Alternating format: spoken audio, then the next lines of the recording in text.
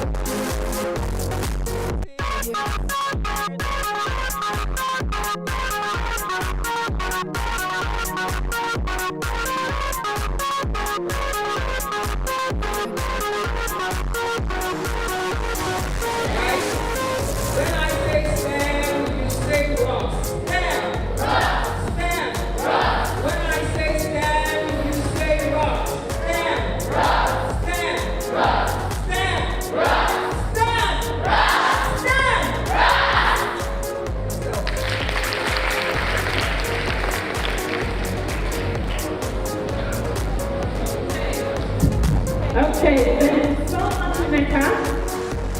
Please have your seat.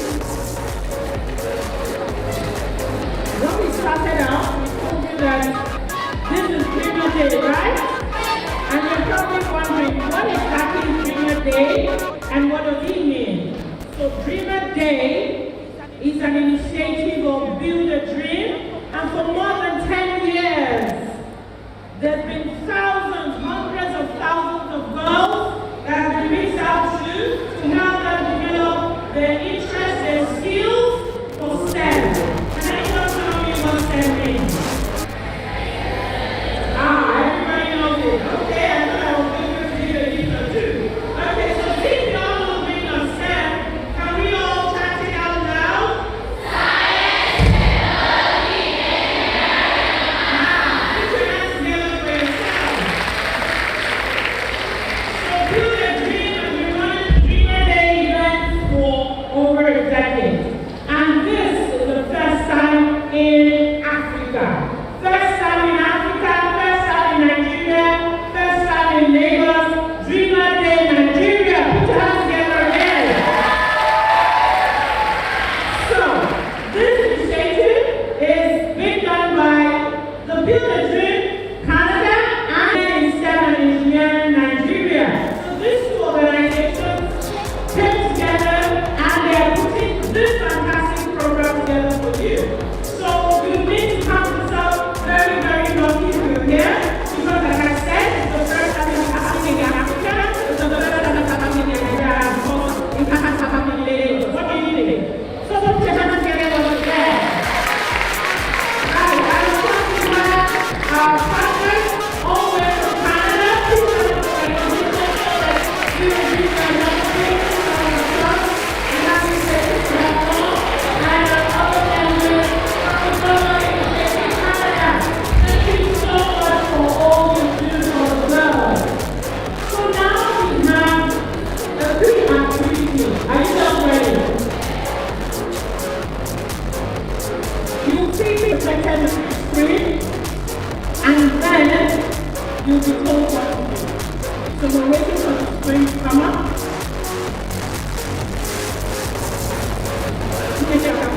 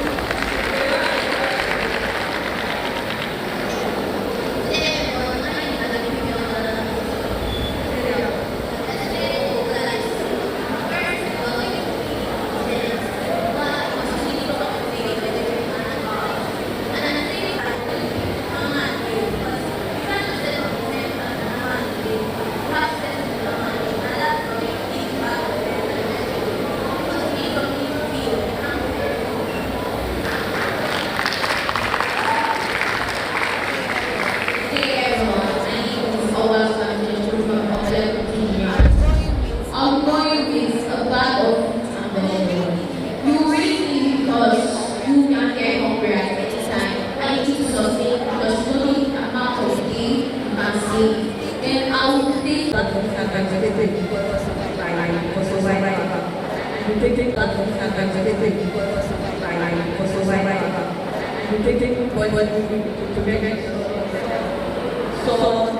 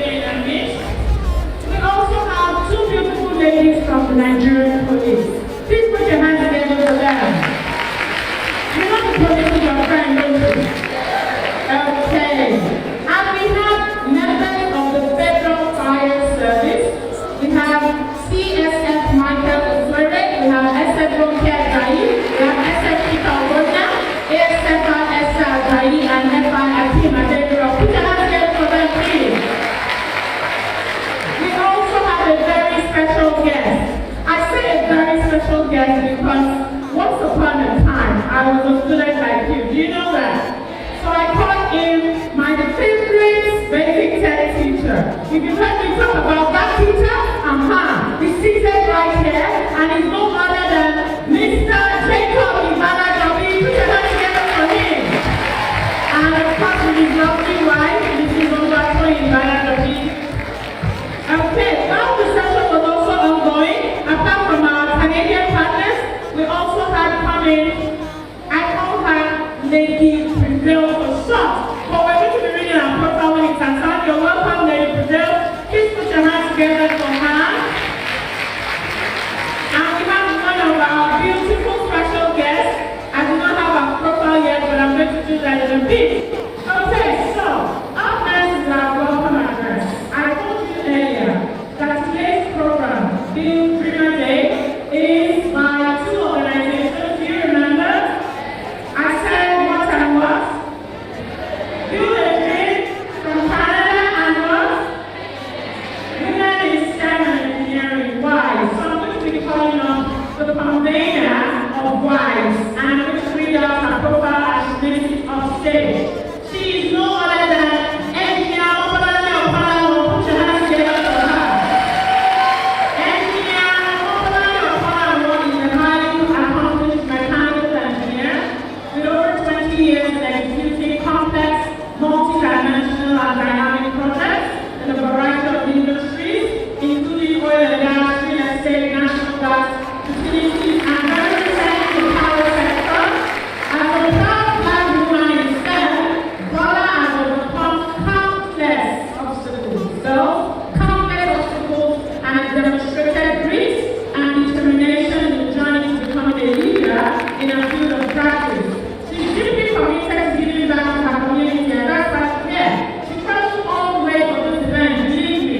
And she regularly volunteers her time and expertise to monitor aspiring engineers, particularly young women and people of color, to inspire and empower the next generation. Ladies and gentlemen, ladies, put your hands together for.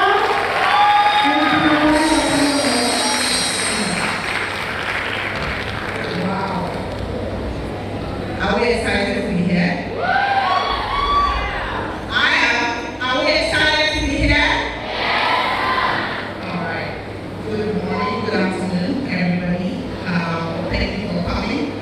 First and foremost, I would like us to briefly just observe the moment of silence. One of the schools that we have here, Ogunlade School, which I must say is product of.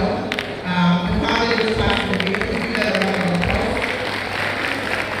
It's my uncle, so let's observe the moment of silence for him.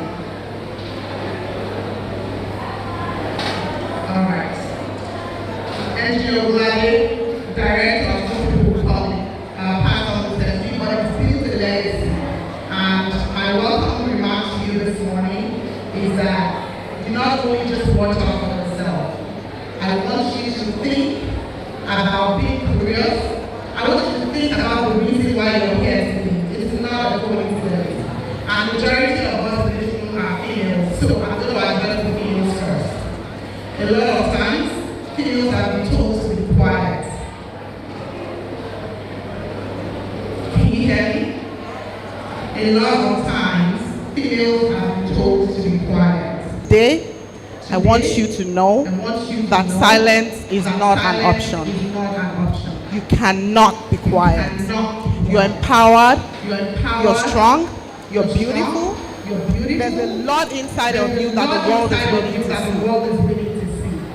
And if there's nothing that you take away today, I want you to take one thing away. The world is waiting for you. Your curiosity is what is going to change this world. So continue to be curious, continue to be bold, continue to be vivacious, continue to ask those questions.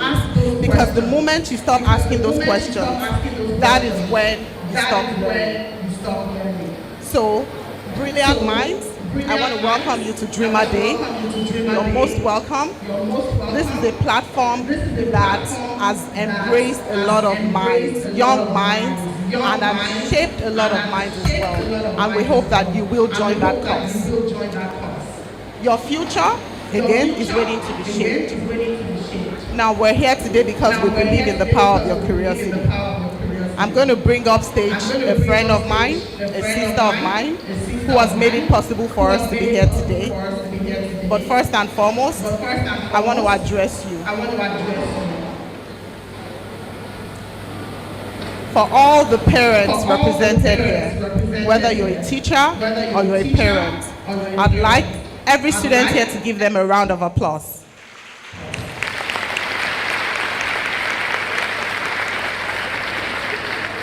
Whether you know it or not, if your parents didn't approve, you would not be here today. So we're saying thank you to all the parents. Thank you to all the teachers as well, and welcome. There's going to be a lot of activities in the next few hours, but for the students out here, there are 3 sessions for networking, for exhibition, and they were purposely designed so that you could interact with other people from the industry. We have the police, we have fire services, we have the ambulance, we have banks, we have entrepreneurs, we have emergency response. All of this together is what Dreamer Day. We've had several editions of this in Toronto. But for the first maiden edition here happening today, I want every student to interact with the exhibitors and ask questions. That is what we're here for today. We want you to start thinking about the possibilities that exist in your future. Having said that, I would like to bring up stage my friend, my sister. Her name is Noor, and she's a wonderful person, as you will find out very soon.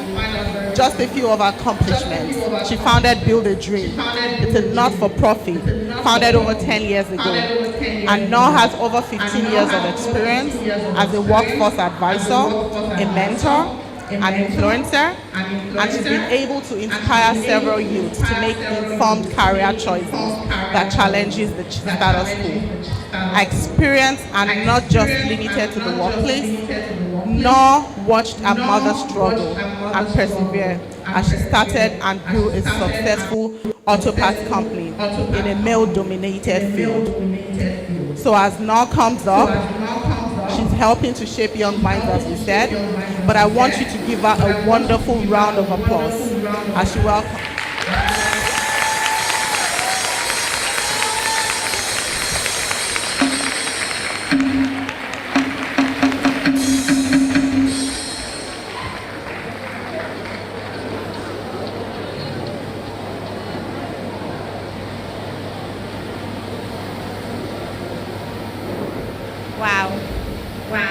I am truly honored to be here. I have to say my dreams are coming true as we speak, and my wish for all of you is that today your dreams come true. We each have dreams, aspirations, but sometimes someone plants a seed that you never imagined was possible. And that's what I want all of us to do for you today. Growing up, being in your seat, I never imagined being able to lead now a global movement. I was often told I shouldn't, I couldn't, and you will never become. I was never told I would become someone of importance, that my voice would matter. I was actually told the opposite, that I didn't belong, that I wasn't worth it, and that I was going to amount to nothing. Trust me when I tell you, when I was your age, I believed it. And it still is a work in progress. As I stand in front of you every day, I have to remind myself that I am worth it. Which is why I am here today. Because I want you to know you are worth it. Woo!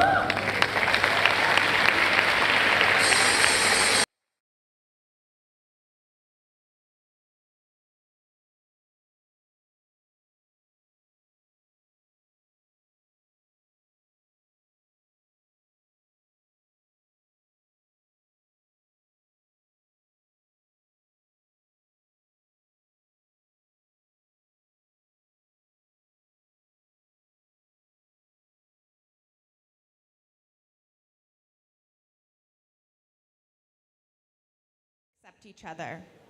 We have to pass on the gift of humanity, the gift of kindness, the gift of giving. And today, what I want to pass on is the gift of believing you have the power, you have the choice to make your dreams come true. And let today be the seed that we plant that will blossom into a lifetime of potential. Because once we show you your potential, you now have the power. And no one can take away your potential. Let me say that again. No one. Do not allow anyone to take away that potential. That is your gift. That is your power within each and every one of you. I'll tell you, over 20 years ago, 25 years ago, I'm aging myself, I was sitting in your chair. Never could have dreamt this. But here I am today, across the world, doing this, doing what I love.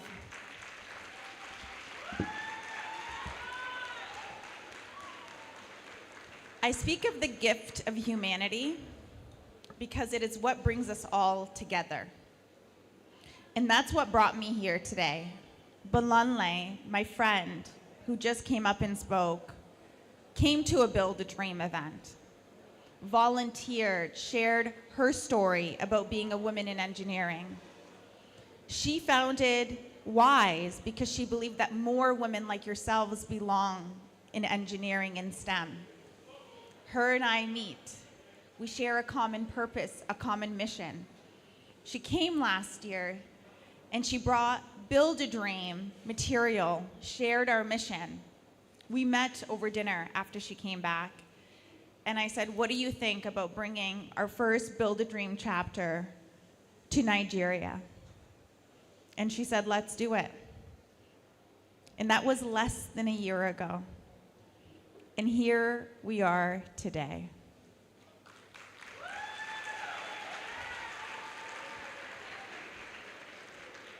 Anything is possible when you believe. When you believe, you build. You change nations. You change lives. And so I'm so excited to be with all of you today and to spend the whole day with you. And I want to invite a really good friend of mine who has helped shape the dreams that we are building and who has made her own dreams come true. And Keetri Nwafer Robinson. She told me not to read her bio, so I'm not going to read it. I'm going to respect her wishes. But I want to speak to you outside of her bio, and then I'm going to read some of it.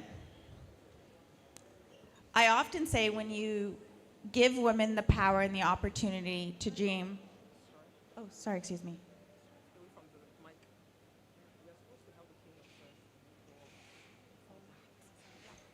You know what? My apologies. I made a mistake with the agenda. So before I introduce Nkechi, we still have a keynote. So we will get to that.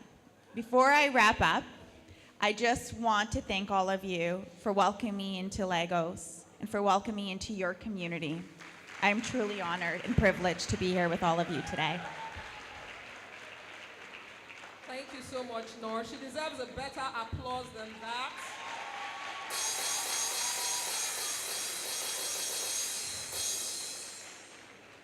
You know, I was just reflecting, thank you. I was just reflecting on moments, and moments matter. Can we have one house? Can we focus? Can we focus? You know, you don't know how important this moment is. Sometimes there are moments in life you do not appreciate. And a lot of us organizers, we're rallied together by Bolanle, the convener. And we all were in the same class. Do you understand what I'm saying? 27 years ago, we were all in the same class. And, you know, it's not all about the excitement. It's sometimes you have to stop and be quiet and understand that moments are strategic. Because when we were marching to school and it seemed ordinary, something that had to do with destiny and purpose was aligning for even your sakes, that we didn't understand. And this morning we have people that have flown from across the world for your benefit. And amazingly, we have our dear teachers. I have to recognize one person because, you know, these are people that taught us, and, you know, you were just, Mr. Moye, Mr. Moye, Mr. Igbalajobi. And, you know, we're so young, but I really need to recognize Mr. Monday Monye. He came here today, our English teacher, my English teacher. Don't sit down, no.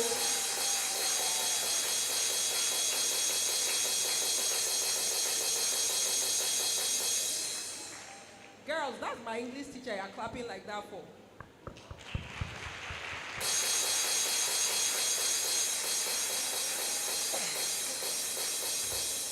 Sir, thank you for coming. Thank you for honoring us with the gift of your presence. And your wife is here with you as well. Welcome, madam. Thank you. You look so young. He taught us so. All right, thank you. We'd also like to recognize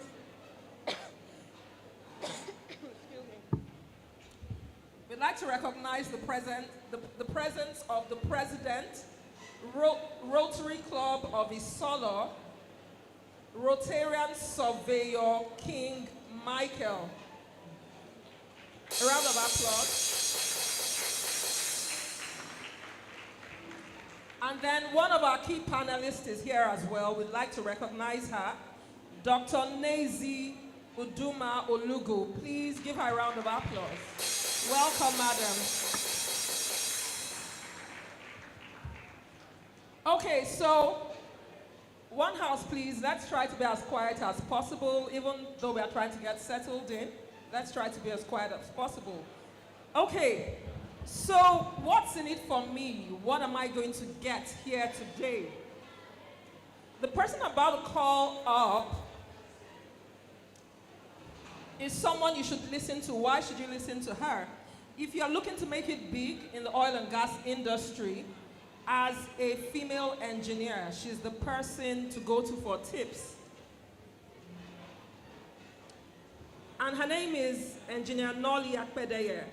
Nolly Akpedeye is a board-level professional with almost four decades of deep multi-sectoral expertise, spanning oil and gas engineering, construction, project management, mediation and arbitration, non-profits and management consulting. She is the Chief Executive Officer of Contego Servo Limited, an energy service company, and Perfectus Londi, a high-tech fabric care company. She's also the Executive Chairman of Compost Mentis Foundation, a non-governmental organization that seeks to empower indigent Nigerian women and encourage girls into science, technology, engineering, and mathematics.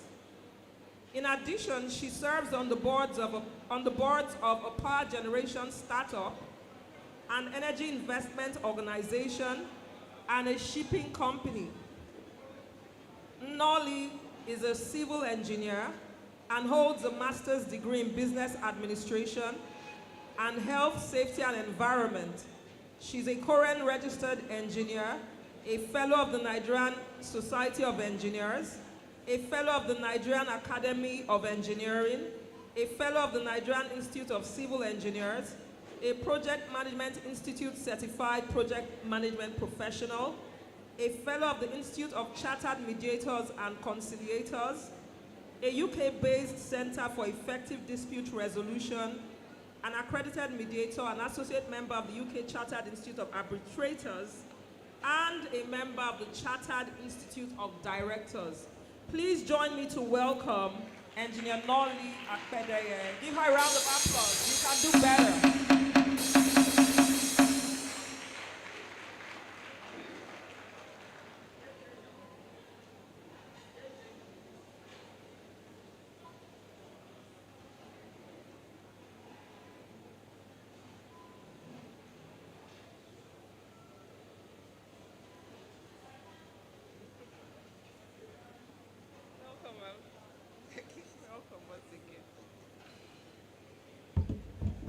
I like music. They have to play some music to energize me. I like music. Let's go. Flavor, game changer. And we must dance. I'm not a very good dancer, by the way, but I just love music. Oh, yeah? Where are they?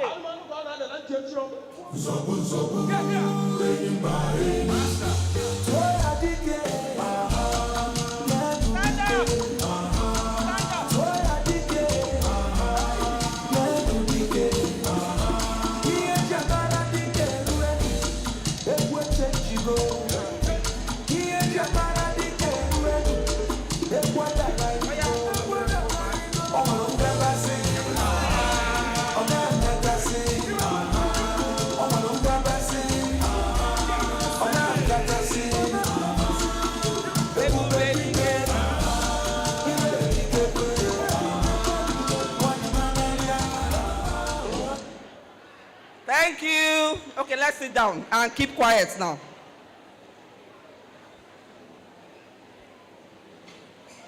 When you are quiet, I will start. When the hall is quiet, I will start.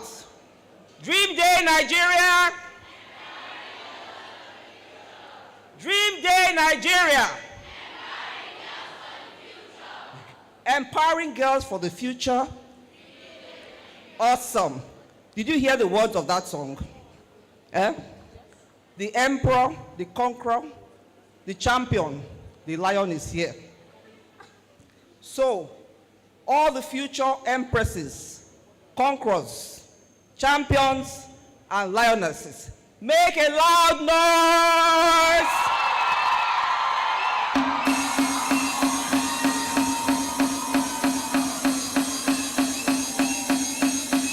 Thank you. Now, quiet. Thank you. You see, during this presentation now, I'll be asking questions. And you'll be answering. And guess what? Gabriel, bring our gifts. So we have 4 lovely gifts from Oraimo.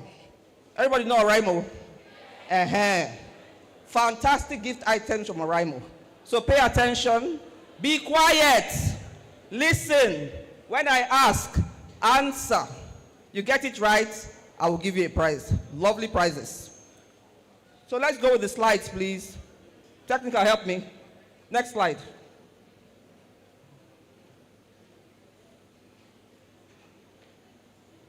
Slide 2, please.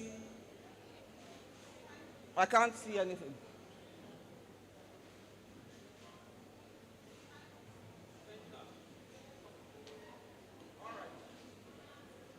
Okay. Reality check. Reality check.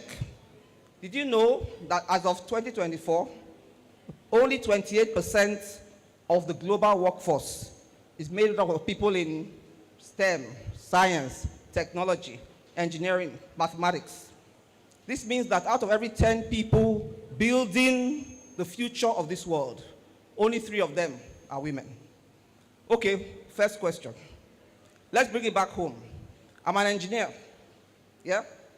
Of all the engineers in Nigeria, what percentage do you think are women? And you will raise your hand. I have an assistant here. Peace. Peace. Hello, assistants. Raise your hand. You don't have to just guess. It must not be exact. The person that gets the answer closest to the correct answer will get the gift. Silence!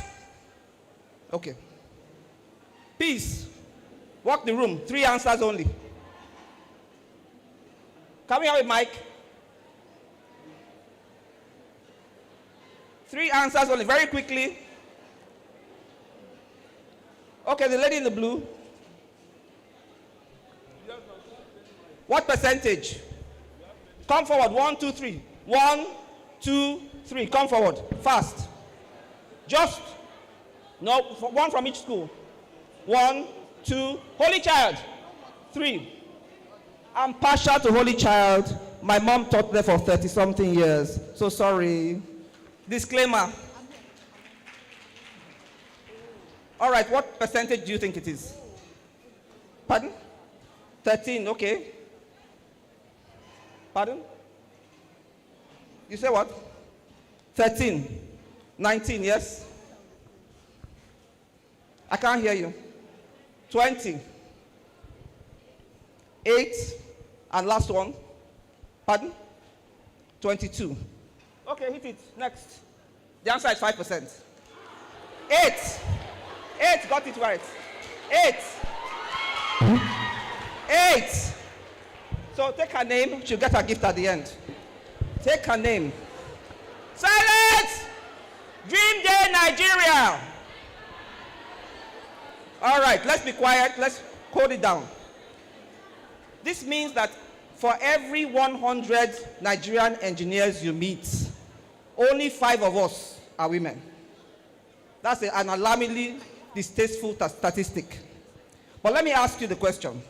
Is it because Nigerian girls are not smart enough? Or because they don't work hard enough? Of course not. It is because invisible walls made of stereotypes, this thing we call stereotypes, are standing in our way. When I look across this room, I see future inventors, innovators, engineers, mathematicians, and leaders who will shape the future of our world. But to realize this potential, we must first challenge and overcome the stereotypes that too often limit what girls and women think they can achieve. I want to at this point say a big thank you to our sponsors and our organizers for this awesome event. It's happening at the right time, in the right place. Thank you very much. Next slide, please. So this is just the scope of my presentation. I'll be talking about stereotypes, what they are, how we can overcome them. I will talk about a few success stories of Nigerian women, and then I'll give you a call to action, okay? Next slide, please. So what are stereotypes? These are the assumptions that a group of people who share the same characteristics also share the same attributes. It is a label that someone puts on you without asking your permission. It's just a label. An imaginary label people put on us. Some examples. Women like cooking. Women like cooking. Well, I'm a woman. I can cook. I don't particularly like cooking. And guess what? The best chefs in the world are mostly men. The other one, they will say, engineering is not a suitable profession for women. I've been an engineer for 39 years. And I have practiced engineering for the 39 years. I spent 25 years working in an international oil and gas company, fixing pipelines, building facilities on land, in the swamp, in the rivers offshore. And I'm still standing here. Now, can you give me an example of a stereotype? Somebody that didn't answer the first question. From another school, the school at the back, one person in the green, one.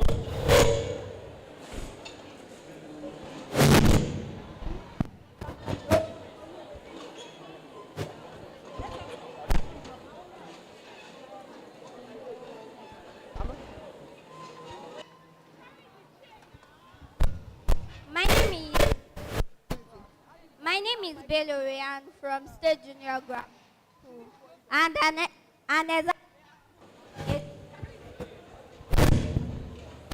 an example of a stereotype is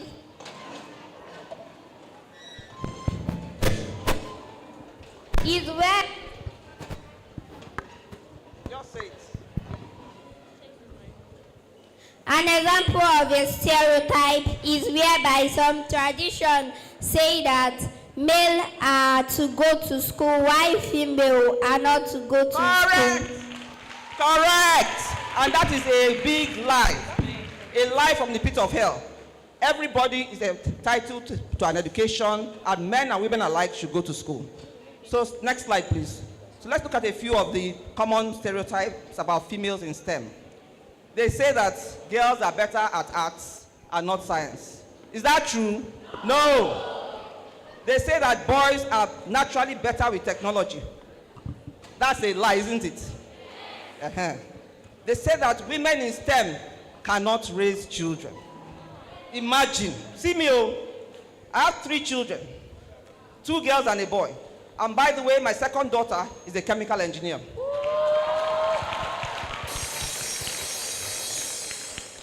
They say that only privileged Nigerian girls or those that live in Canada and America can succeed. See me, I schooled in University of Lagos, my first degree, University of Benin, my second degree. My third degree now is in Federal University of Petroleum Resources in Efru in Delta State. I'm a homegrown, homebred Nigerian engineer.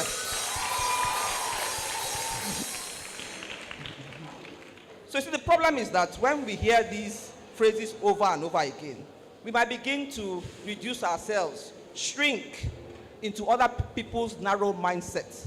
And that's where you lose your destiny. You lose your purpose. What God has destined you to be, you will not achieve it. But that will not be our portion, amen? Next slide, please. So, broadly, how we overcome stereotypes is by being confident.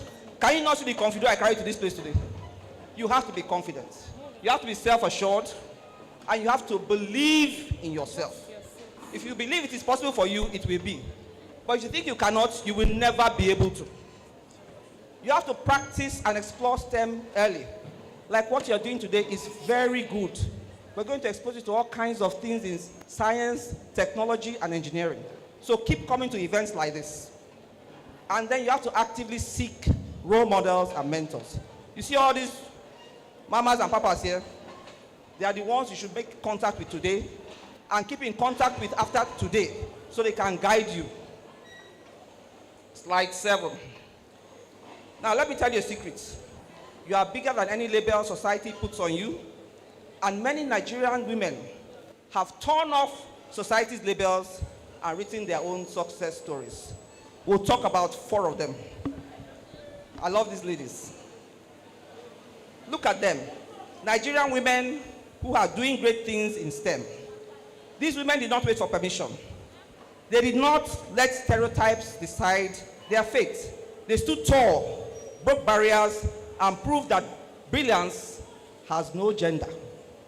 Let's look at Professor Francisca Okeke, Professor of Physics at University of Nigeria, Nsukka, and a Fellow of the African Academy of Sciences. She is the first female Dean of Physical Sciences at UNM. Yeah, so Kunaka. So she studied solar activity in the ionosphere. This work was so groundbreaking that she won the L'Oreal UNESCO Award for Women in Science. Her research even deepens our understanding of climate change to ensure that the world can be better prepared for natural disasters such as earthquakes, floods, hurricanes, and the like. And you know the best part of this whole story? She's happily married with 6 children. All right, we look at Professor Omaromi, Professor of Chemistry. She studied at my alma mater, University of Lagos, before going overseas for her master's and PhD. She's a fellow of the American Chemical Society and the American Academy of Inventors. She has won several international awards. She developed microelectrode biosensors that detect drugs and explosives. Today, she's designing technologies to recycle metal ions from waste to create wealth from waste and protect our environment. Round of applause for Professor Sadiq. Then, there's one of my favorite persons in the whole world, Funke Opeke. You should know how all this internet we're enjoying today because of Funke. She's an electrical engineer, obtained her first degree in electrical engineering from Oba Awon University, Obafemi Awolowo University, Ile-Ife. And she dared to ask, why should Africans depend on slow, unreliable internet? In response, instead of sitting down there, you know, in this country, we're always complaining. This one's not working, that one is not working, that one's not working. Funke saw that something was not working, and she decided to do something about it. She founded Main One Cable Company, and they laid submarine cable systems that revolutionized internet access for millions of us Nigerians. Clap for Funke. And then finally, my friend and former mentee, engineer Felicia Agubata, PhD. She's a multiple award-winning electrical engineer who manages aviation systems that keep our skies safe. Imagine the confidence it takes to ensure that every pilot and passenger can trust the systems that guide their planes to take off and land. And you know what? Felicia is married with 2 children. But I would like Felicia to tell her story a bit more. So I'll go off and they'll play Felicia's video.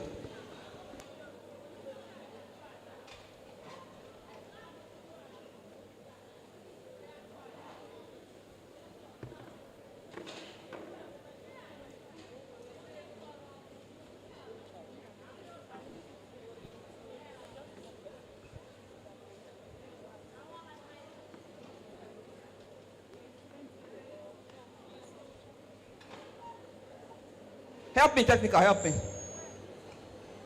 It would be nice to see Felicia's video.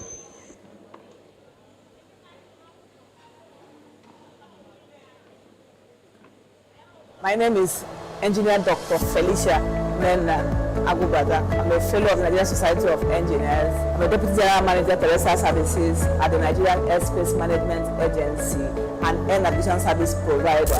Growing up wasn't that easy. But with the love from family and friends, I was able to scale through. I got sponsorship from my uncle, who actually trained me through school to encourage me to be what I want to be. Moving forward in my career, I will not say that I've achieved so much, but I'm still work in progress. I'm currently the Vice President of Corporate Services of the foremost engineering institution in Africa, the Nigerian Society of Engineers. I was the one-time 15th President of the Association of Professional Women Engineers of Nigeria. I founded the She Engineer Invent It, Build It project, where we were able to scale up the STEM teachers across the country to ensure that they use the right methodology to train STEM across the 6 geopolitical zones in the country. My work in the aviation industry entails installation, maintenance of communication, navigation, surveillance and landing aids within the Nigerian airspace. As you can see, we are the control tower. This ensures that passengers and aircraft are moved from one point to the other safely. That is what I refer to as safety of air navigation from one point to the other. My humble beginning did not define me. I will tell you that whatever you pass through now as a young girl in the remote area or wherever you are coming from does not define you. And to the girl child out there, I will tell you, also believe in yourself. Because what is up there in your head is more important than the air covering it. Don't allow anybody to deceive you that you cannot do it. Everything is what is possible. Once you believe in yourself, work for it, prove it, and also at the same time stay humble. Thank you. Yeah, so clap for Felicia. You heard what she said. Your humble beginnings should not define you. Your humble beginnings should never define you. Stay focused, be confident, and you can achieve whatever you set your mind to. Next slide, please. Quickly, we have very few minutes left. Thank you. Over. That's a giveaway now. You're giving the way. So next slide. Next slide.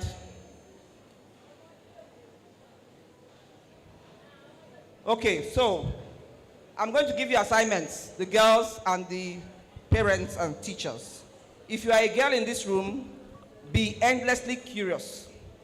Ask questions. Even the questions you think are stupid, because curiosity is the first step to invention. Join clubs. Attend STEM events like this one. Surround yourself with fellow dreamers, because show me your friends and I'll tell you who you are. Read about women in STEM. I showed a few. Go and read about some more. Because when you see them, you realize that if they can do it, you can too. And when fear whispers, you cannot. Tell that fear boldly. I can, I will, watch me do it. Because what is the definition of fear? Who knows the definition of fear? False evidence appearing real. So banish fear. Next slide, please. To the parents and teachers, please encourage girls the same way you encourage boys. Show them role models, bring them mentors, let them see possibilities. Invest in their tools, their books, educational materials that will help them with experiments and science activities. And celebrate their efforts, not just their results. You know, when I was young, if you don't come first, they will say, go back home. In fact, when I was in Queen's College, I came 5th one time. You know, I used to come first, though. I'm not joking. I actually used to come first. It's not a joke. Clap for me now. I actually used to come first. So when I came 5th one time, my father came for visiting and said, well, he was very upset. Why did I come 5th? I said, but it's still a good position. And my average was 75 or something. He wasn't impressed. That is not really the best way to bring up a child. Encourage them. Encourage their efforts so that they will be encouraged to do more. You know, when a girl feels seen, supported, and celebrated, she becomes unstoppable. But why does this all matter? It is because STEM is our future, is the future of Nigeria, is the future of the world. It is the language of innovation.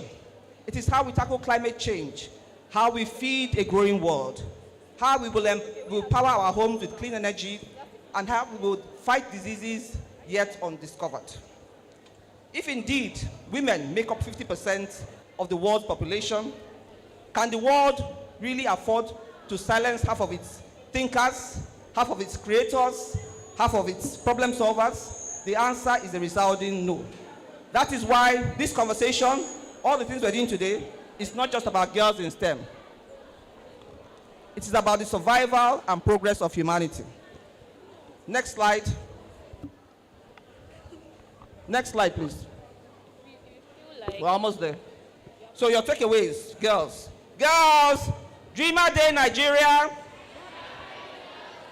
Dreamer Day Nigeria. This is what I want you to take away today. Do not conform to the world's stereotypes, but transform yourself by renewing your mind. Your mind is powerful. What you feed it becomes your reality. If you think small, you will be even smaller. But if you dare to think big, if you dare to dream, then there is no ceiling high enough to contain or stop you. The future of STEM is sitting right here. Look around you. Look at yourself. The future of STEM is you. Next slide.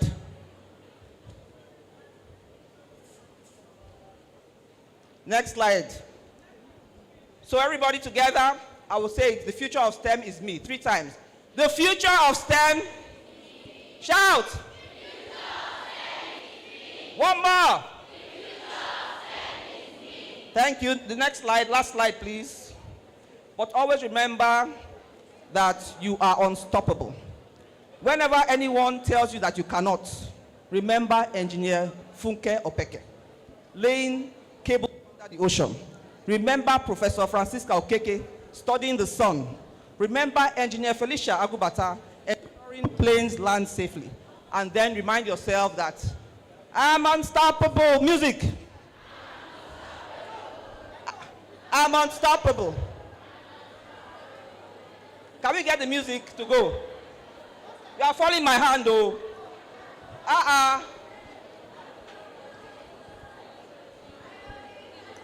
Come and sing it, Yare, come. Yes. You have her note where she stopped. Okay. So that she can continue where she goes. Exactly. Yes. Bring it on. Start again.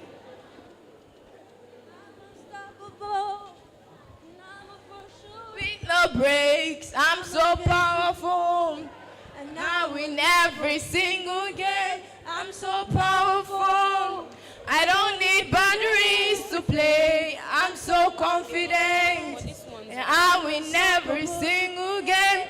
I'm unstoppable. I'm a puncher with no breaks. I'm invincible. And I'm unstoppable today. Unstoppable today. Unstoppable today. I'm unstoppable today. I'm unstoppable today. Thank you. So I will give him both of you.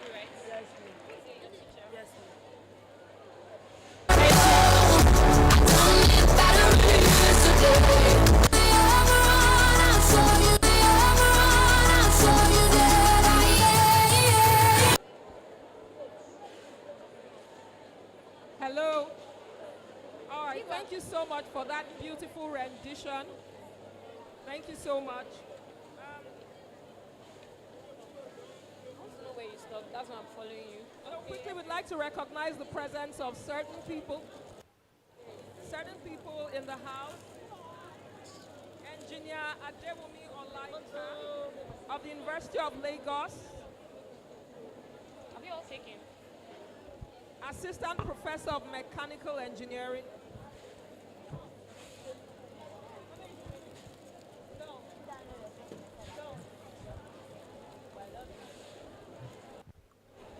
Hello? Is this working? You can't, no.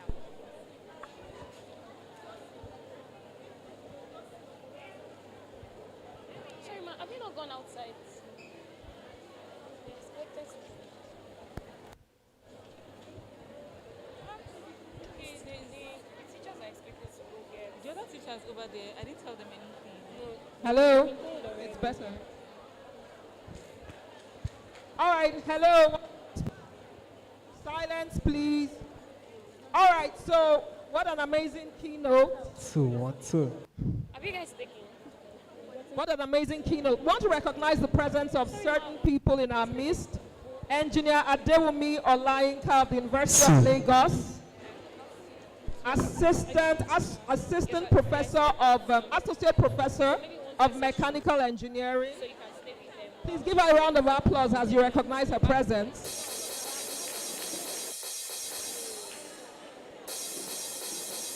Hello. Can we keep the noise down? Thank you.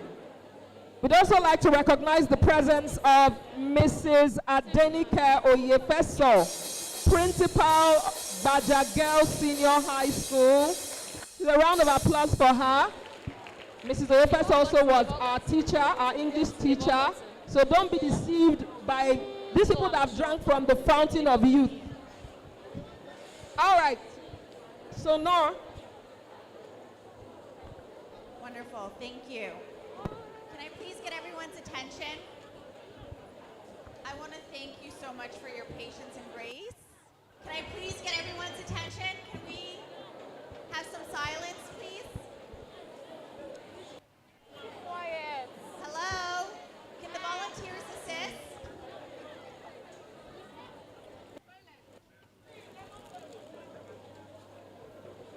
Can we please have some silence? Thank you so much.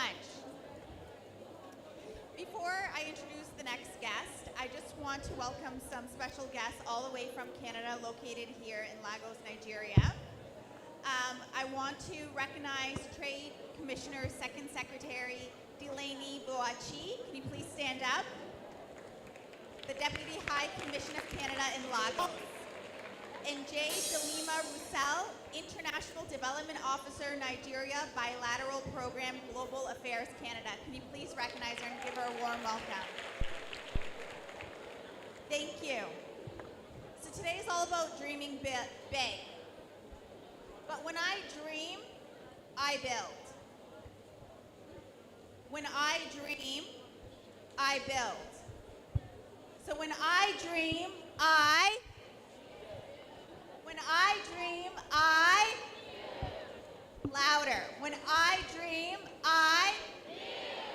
So today we're going to walk away with that mantra. When I dream, I build. But we don't just dream alone.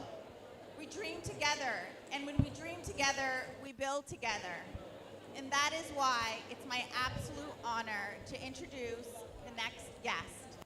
My incredible friend, board chair of Build a Dream, Nkechi Nwaffer Robinson. She studied mathematics and computer science in university, is a tech executive, and is won twice as Canada's top 100 women of Canada. She has many accomplishments, including being the founder of Empowered in My Skin, an author, a writer, a podcast host. Can we please give her the warmest welcome onto the stage? All I do is win, win, win, no matter what. Got money on my mind, I can never get enough. And every time I step up in the building, everybody hands go up. And they stay there.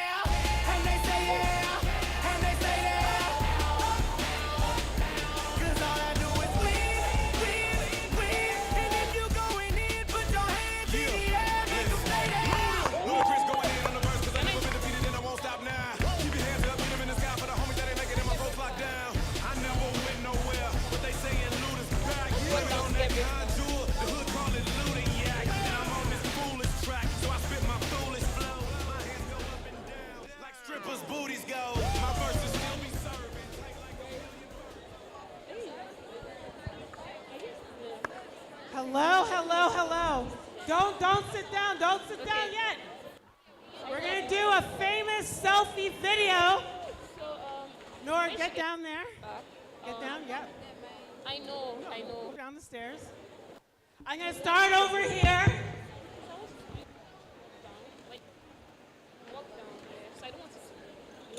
And when I say Dream Nigeria, you say?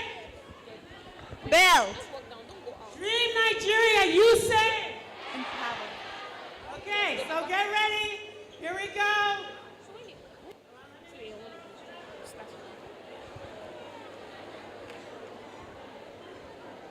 Okay, you ready? Dream Nigeria!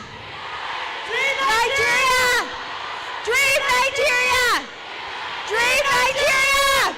Dream Nigeria! Dream Nigeria! Dream Nigeria! Dream Nigeria!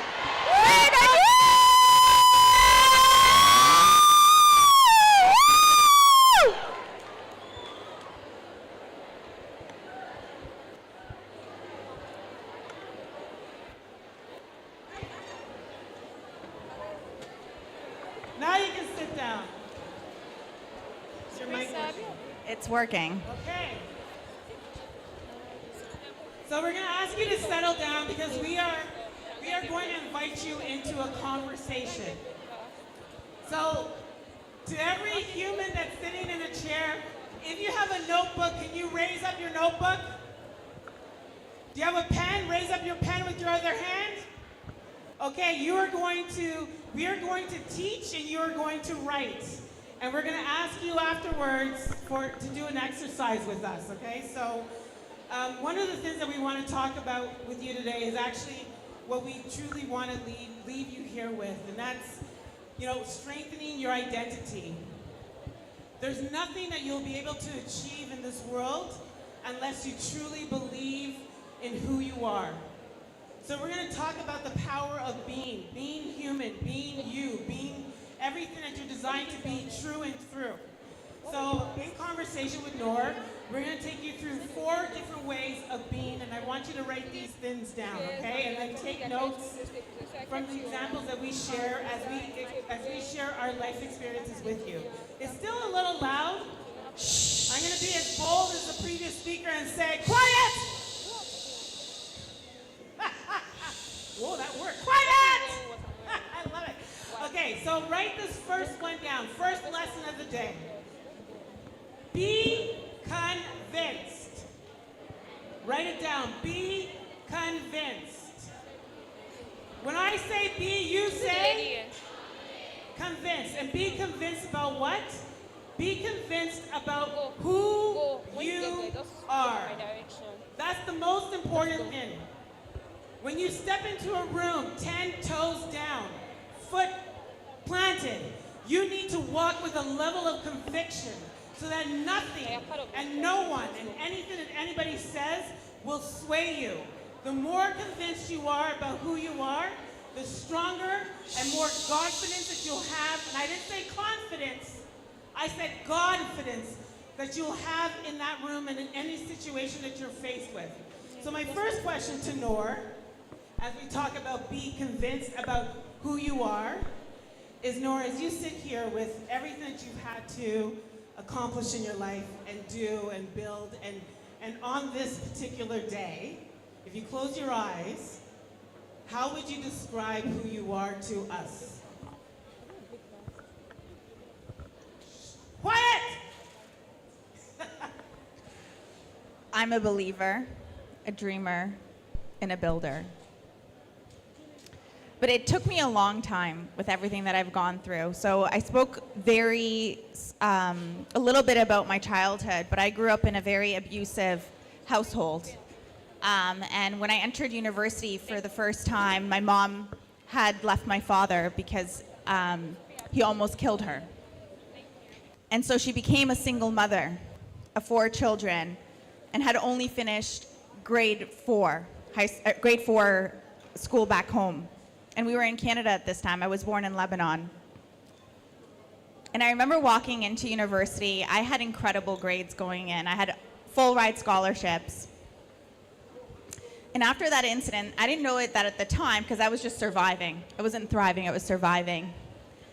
And I made it into university, and in my first year, I got a letter from the president, because that's what happens, and they put me on probation.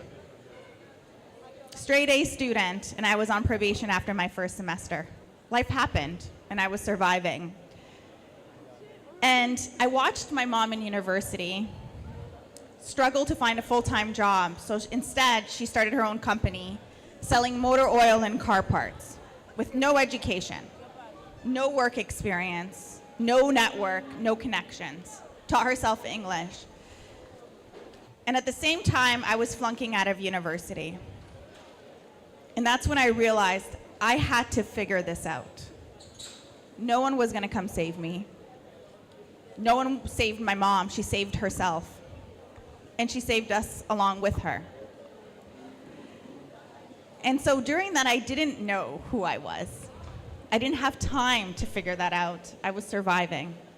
I needed to figure out how to get my grades back up. I was working full time, watching my mom struggle to raise 4 of us on her own, completely shunned from our community and our family because it wasn't acceptable for her to leave, despite the abuse, to leave.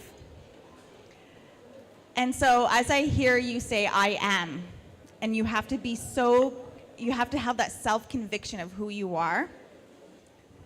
And when you ask me, who am I? 20 years ago, I would have told you nothing. And now, I think I'm so much more.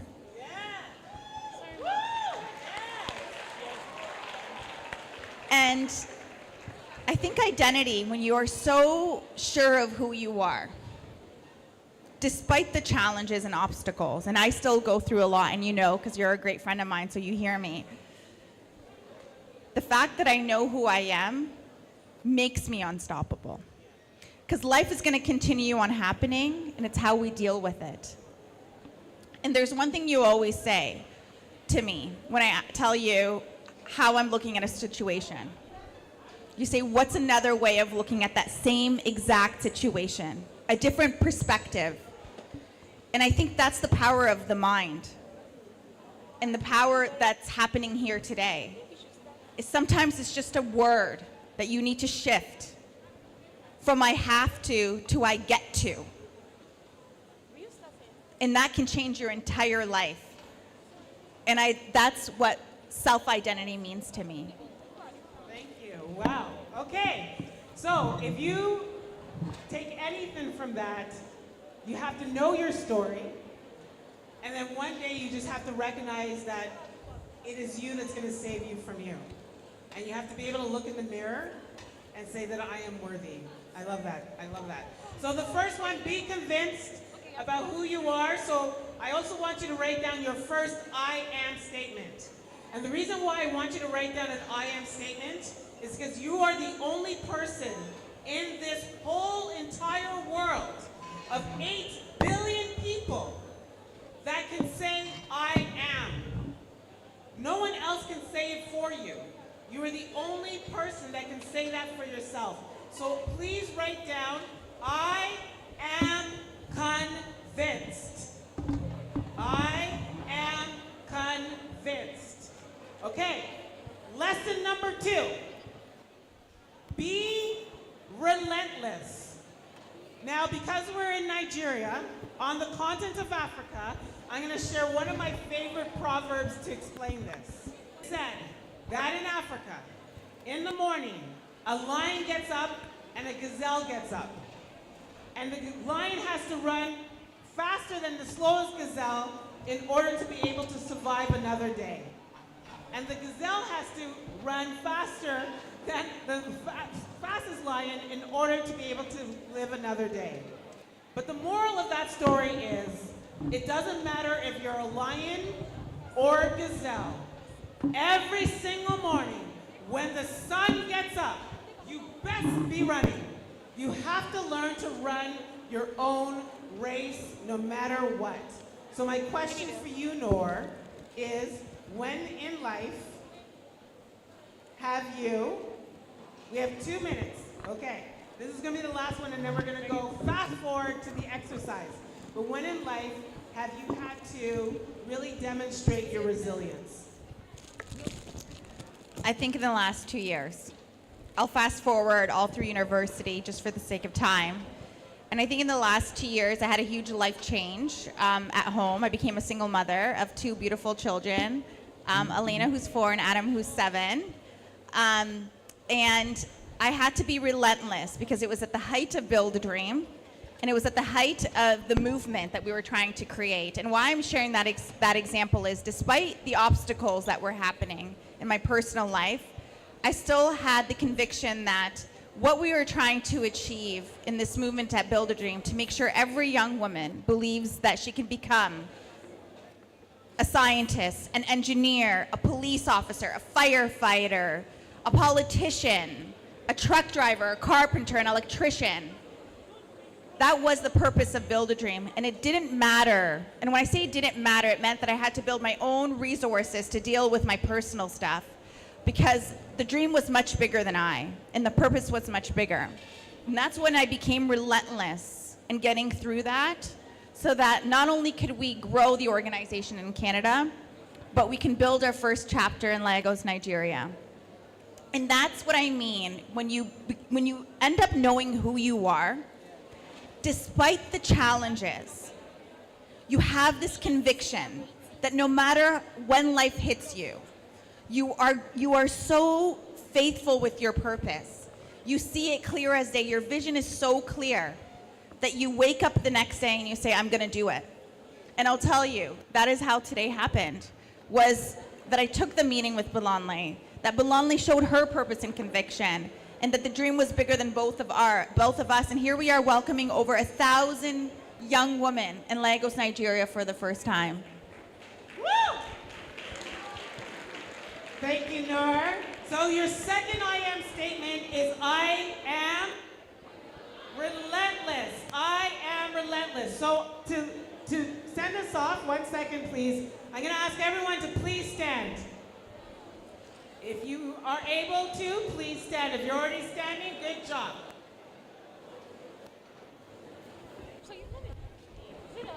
Now I'm just going to ask for the room as quiet as it can be, please, for a moment. Just one moment. I'm serious when I say that I am is the only, you are the only person that can say I am for yourself. Nobody else can. So every single morning, I want you to get up. And I want you to start reciting some I am statements. I gave you 2 today. I am convinced and I am relentless. But now I'm going to give you a little bit of an exercise.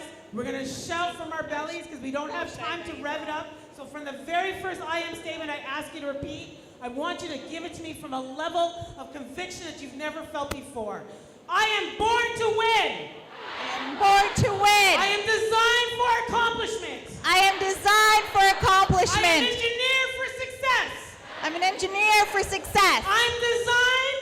I'm designed with the seeds of greatness. I am powerful. I am powerful. I am beautiful. I am beautiful. I am magnificent. I am magnificent. I am confident. I am confident. I am convinced. I am convinced. I am relentless. I am relentless. I build my dreams.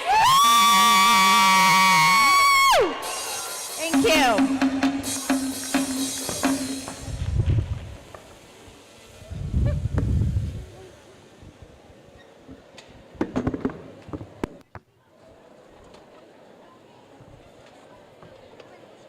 Thank you so much, Nora and Nkechi. That was awesome. So much energy in the room.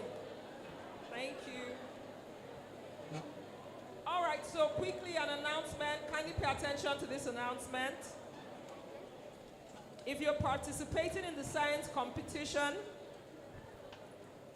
kindly go to the back of the room. If you're representing your school in the science competition, kindly go to the back of the room. Okay, thank you. All right, so one house, please. One house. I know you're eating, your mouths are moving. But I don't know how you can do both at the same time. Eat and talk. All right, so please let's have one house. Now we are moving into a session where we explore career pathways in STEM. I know some of us found ourselves in the sciences, and yet we had a fear of working with figures, working with mathematics. So we're going to be looking at a theme, exploring career pathways in STEM, but what happens if I hate maths? How many of us feel like we hate maths? I want to see how many people are like that in this room. You hate working with figures, but you're in the science. Don't be ashamed. I was like that too. I was like that. That's why I'm a business coach now. In fact, I'm a ghostwriter and business coach. Even though I carried OKK physics. All right, so nothing to be afraid of. But then, you know, not all of us have to end up in business. Some of us can actually still explore career pathways in STEM. So I'd like to invite some ladies up here with me to address those issues. And I would want you to write down your questions, right? Because we want to interact with you as well after our conversation or in the process of having the conversation. So the first person I'll be inviting is Dr. Olaika Omomi Adewumi.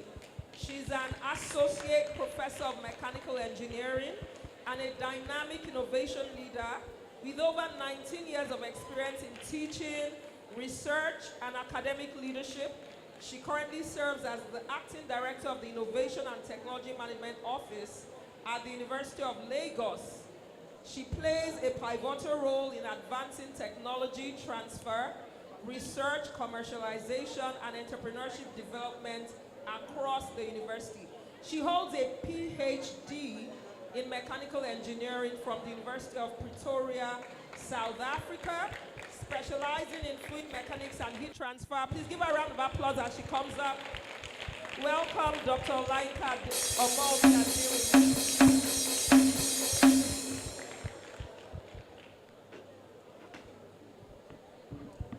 The next person I'd like to invite up is Bemisola Aderi-Gbigbe. She's a release-trained engineer and agile transformation leader with over a decade of experience delivering large-scale digital solutions across the energy, finance, and SaaS sectors.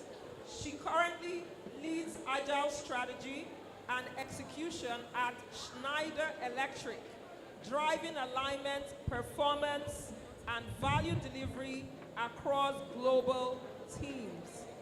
With a background in pure arts and an MBA in marketing, Bemisola has successfully transitioned into STEM through her expertise in agile frameworks, holding certifications, and so on and so on and so on and so on and so on and so on. Please welcome Bemisola Aderi-Gbigbe.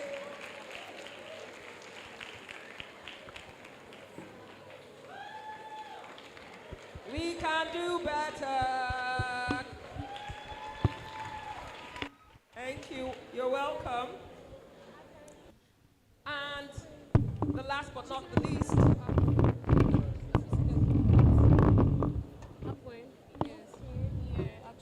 Nnezi Architect, Nnezi Uduma Olugu. I hope I got the name. Apologies. She's a trailblazing architect and landscape architect. She earned a first-class honors degree from the University of Nigeria, Nsukka, and excelled in her master's class in 1989. She later received a gold medal and Commonwealth scholarship while obtaining a Master of Landscape Architecture at the University of Manitoba, Canada. She is a fellow of the Society of Landscape Architects of Nigeria and a fellow of the Nigerian Institute of Architects, the Architects Registration Council of Nigeria, and the American Society of Landscape Architects. She also serves on the board of Children Living with Careers. These bios are actually summarized. So if you want to have a bio like this in your future, welcome her with a resounding applause. Welcome her with a resounding applause. Architect Unezi Uduma Olugu, you're welcome.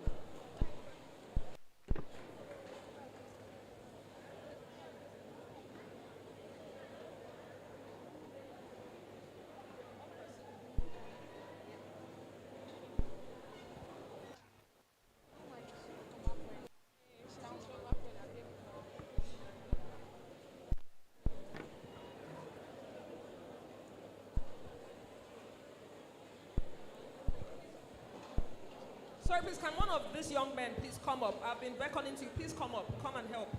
Thank you.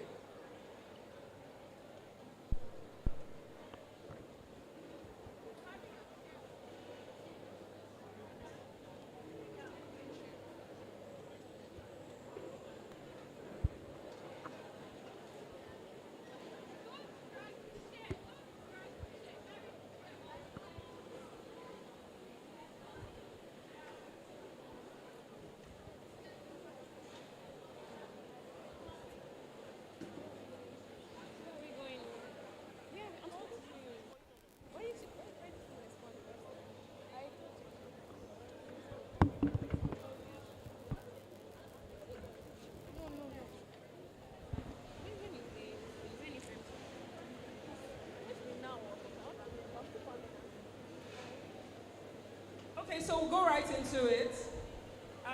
Thank you so much, ma'am, for joining us. Now we are exploring career pathways in STEM. But what happens if I absolutely hate and loathe mathematics? While my friends are writing and tearing, asking for more paper, and I'm just there looking, and then there's this fear in my heart, and I'm afraid, like, man, I'm going to be facing this thing, and I came to school with these people. My parents paid school fees for me like they paid for, their parents paid for them. So what do I do? And so I want to ask Baby, what one thing scared you at first on your STEM journey, but now feels like second nature? Thank you for that question. I think the first thing that scared me was the fact that I thought that, number one, I had to like math. Without math, you can't work in STEM. It slowed me down a bit, but I realized that that wasn't the case. Sorry, can you hear Can you hear me? Okay, can I?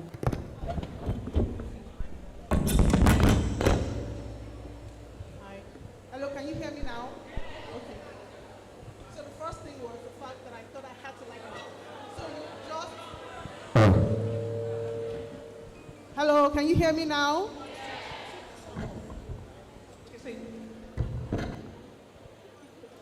Okay. Is it better now? Okay. So my biggest fear was the fact that I thought I had to like math. So she just described to me like I'm in an exam or people are writing things and I'm wondering where everything is coming from. Did my father pay the same school fees as the rest of these people? I liked math, but math just didn't choose me. So I thought to exist in STEM or to thrive in STEM, I needed math. The second thing was the fact that I thought that I had to be the smartest kid in the room.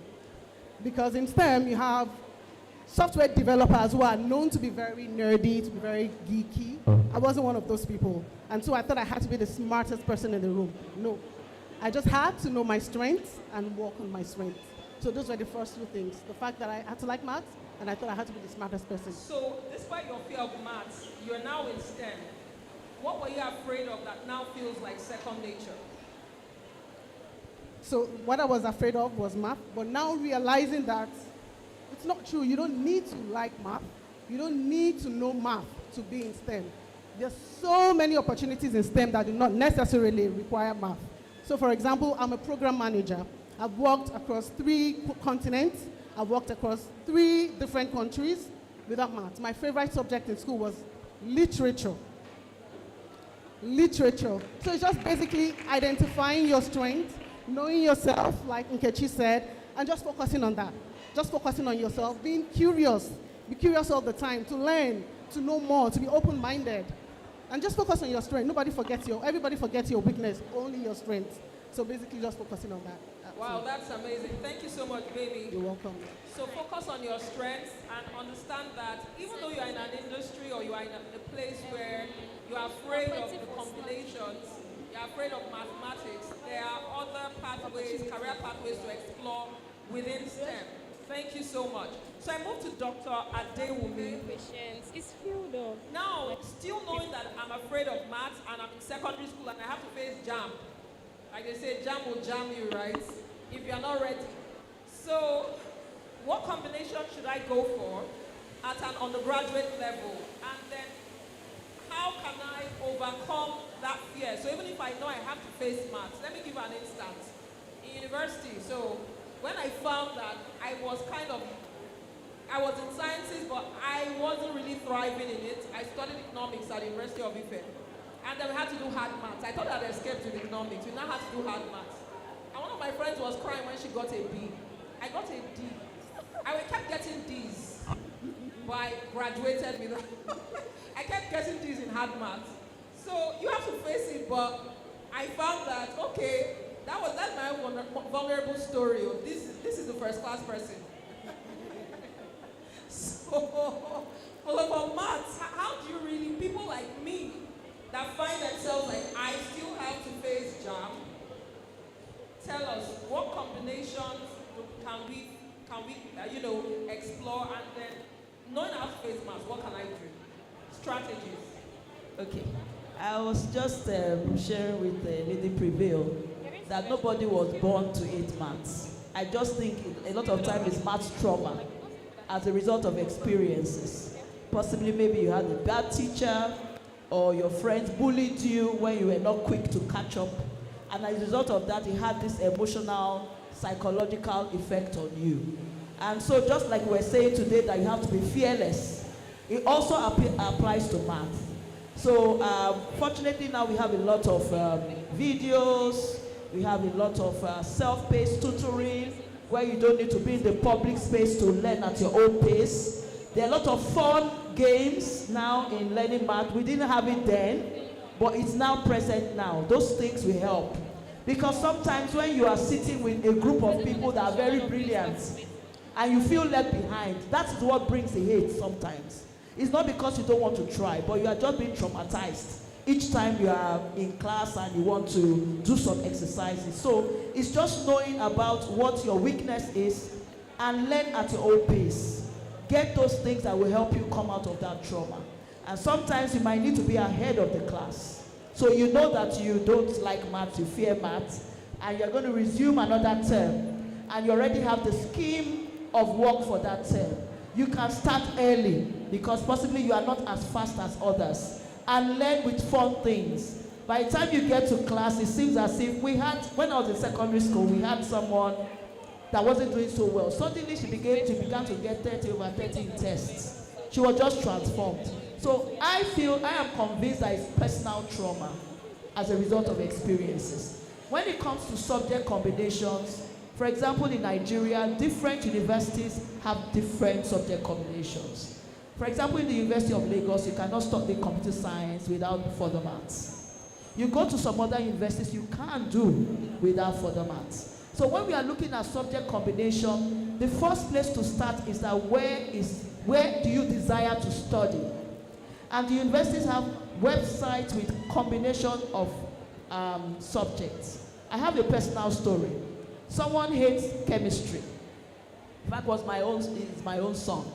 And he wants to study computer science, something to do with the sciences. And in the university that we're looking at, chemistry is compulsory. But we found out that another university, it could be chemistry or economics or geography, something like that. So what did we do? I found a course that actually had those combinations for JAM: maths, English, economics, and physics, to study computer science. But I saw that in another university, that combination was for actuarial science. So we took the computer science course first choice, the other course second choice, with the same subject combination. So different universities, in fact, I have another story of someone very close to me that wanted to study architecture, that was struggling with math and physics, which is compulsory for some schools. But at the end of the day, she wanted to study out of the country. She repeated a year because she didn't do well in math and physics. She did another year in another university, and she never needed math and physics. for architecture and finish with a distinction in that first year. So when we are talking about subject combination, it's not cast on stone. It's actually based, then if you know what your weakness is, why don't you choose a university that accepts your strength as the combination you want to use? So that is just, yeah. Wow, thank you so much, man. That's amazing. So I hear you, and you know, as you spoke, something resonated, because when I think of how I actually studied for my SSC and got a C in maths, actually, was that I realized I was not a group learner. And so I took that new general mathematics and studied it for 2 weeks by myself. That's how I passed. So I think also finding your rhythm, understanding how you learn. If you are a solo learner or if you are a group learner, I mean, understand yourself. So I love what she said, you know. I would like to move to architect Lazy. As a trailblazing female architect in a male-dominated field, how have you gotten to the top of your industry? And seeing that your industry is largely, females are underrepresented, yet you're thriving represented. Which young ladies could explore? I hope that was on the slide. It was quite a mouthful. I understand what you're asking. Yes, I'm a first class person. I got a first class. I got distinction. I got all accolades. God helped me through all of it. I was exceptionally hardworking, but there were other people who were just as hardworking as I was. One has to be very focused. You have to be focused. You have to have mentors. You have to be willing, if you fall down, to get up. You talked about jamming people. Jam jammed me. I took jam for 3 years before I got into university. I think we should clap for her for that. So when Nkechi talks about being relentless, within that period of time, my parents said, you're good in French, go and study French. You're good in literature, go and study this. Estate management has come up, go and, I said, I'm studying architecture. Wow. Next year, they said, they are doing it like this. Go and do urban and regional planning. Do it this way. I say I'm studying architecture. So they left me until I passed JAMB. So it's not so easy, as it were. It's not so difficult. Now, as for the strategies, the reason I brought this, I don't know if they could put the slide, because I thought I was going to give a long talk, but if they can even put the slide on. This is a model that I brought. This model is a model of a building, and this is how I came to study architecture. I saw a little model like this, and that little model fascinated me. I went after the person who did it. I'm like, what is this? How did you do it? What does it represent? And from there, he helped explain it to me. Upstairs, they have many more models, so you can go look at it during the time for exhibition. So, but thank you so much. But in response, I had to be very focused, very relentless, very prayerful, and I had mentors. I had people I looked up to. There were many, many people that I saw. Any situation I got into, I looked for those who excelled in that class. I went close to them. How do you letter like this? How do you design? I'm having difficulty here. I'm having difficulty there. And they were always very willing to help me. So I think getting mentors, being focused, and being prayerful. Then lastly, I thought they would put up my slides, but maybe not. My most strategic strategy, so to speak, was what my father told me. What did my father tell me? Ask me, what did your father tell you? What did your father tell you? One more time, what did your father tell you? My father told me that being a woman was not a disadvantage.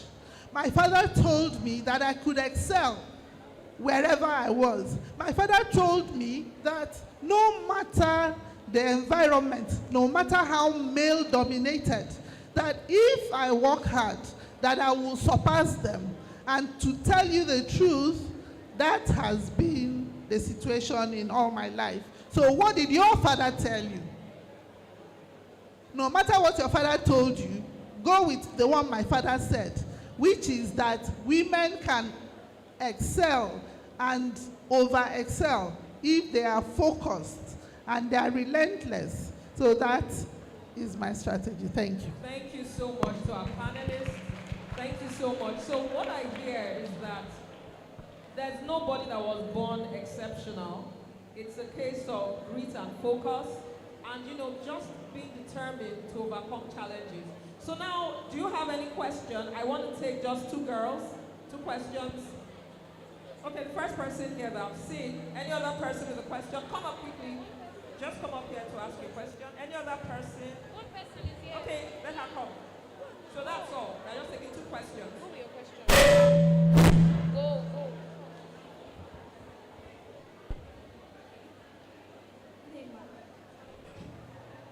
My name is Fatima Oshe. I'm willing to also study architecture, but not much people around me give me positive replies.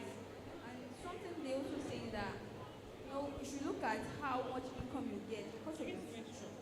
And I think, I'm not sure it's really about income. I say Nigerians, I'm not sure they are favoring architecture as much as civil engineers that should go for civil engineer. But I want to study architecture. It's not, people have been going. Very good. Can I answer?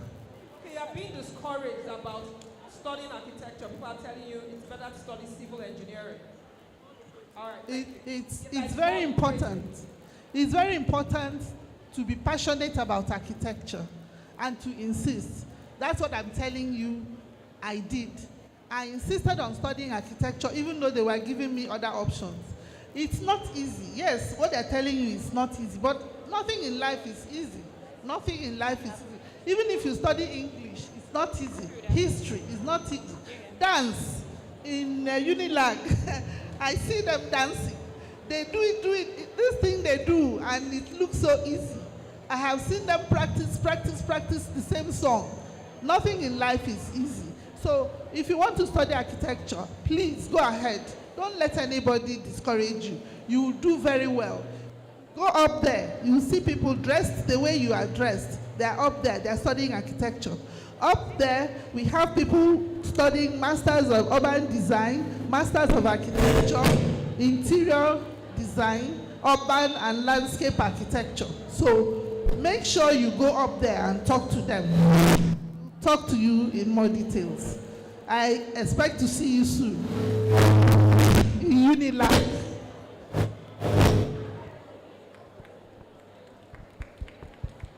All right, thank you very much, ma'am. We can take only one question. Ask your question, please. My name is Vivian. I also want to study architecture. But according to what I read, they say you must be a good drawer before you can study architecture. Like you must be skillful in drawing.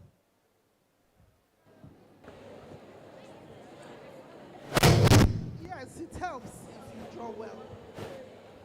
It also says you're highly creative. But there are some people in architecture who don't draw well. They learn it. If you're passionate, you'll be willing to do the hard work which it will require. You probably have to work harder than your mates to get to where they are initially.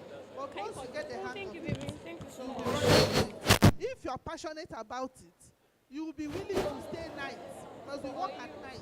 Your eyes will be open. You will be doing the assignments. You will do it and you will excel. And in Unilag, like I said, there are some ladies up there, they are architects. They are studying to be architects. And they are doing very, very well. I'm also excited to see. I'm the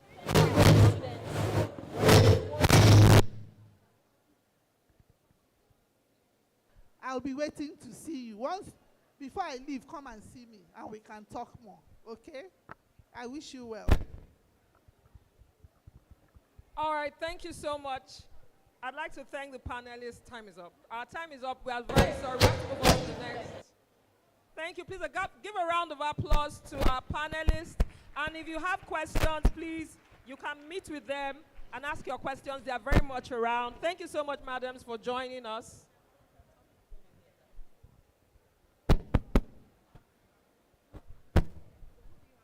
Okay, so my co-compare, my eyes are scanning the room for you. Right here.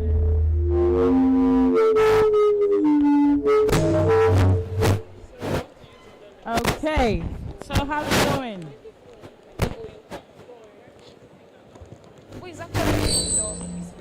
No. Wow. It's been a fantastic experience. Has it been same for you?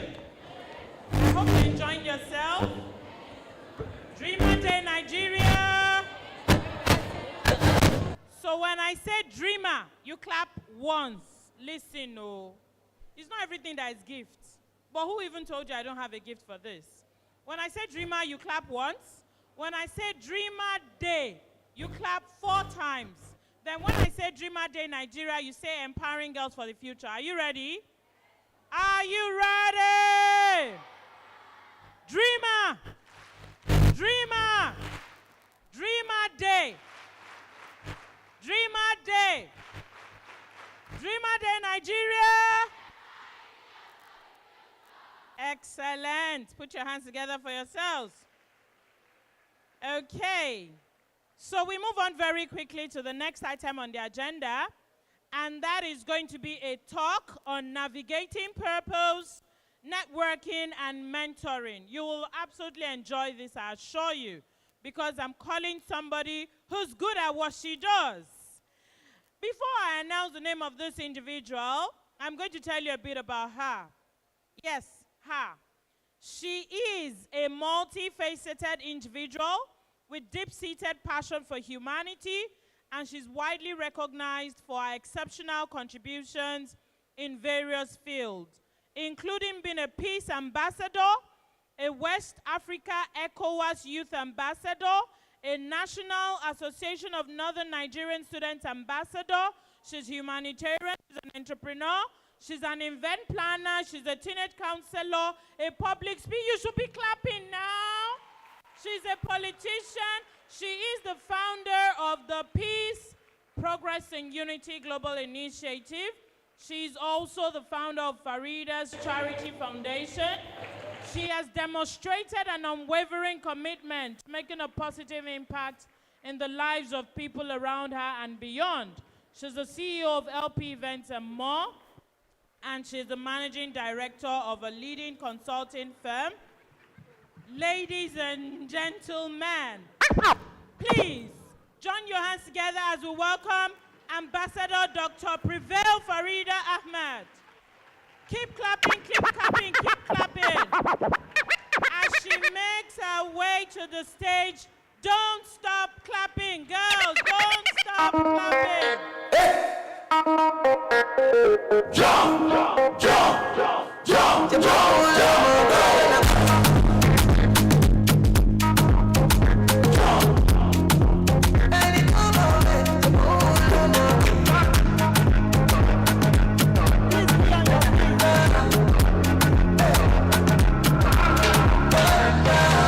Father in heaven, back time to go. You don't pay, I trouble you. Back down to Lucifer. Another fellow pastor, they be for my father, na father. See me, I don't busy my call. I won't focus on you, on God.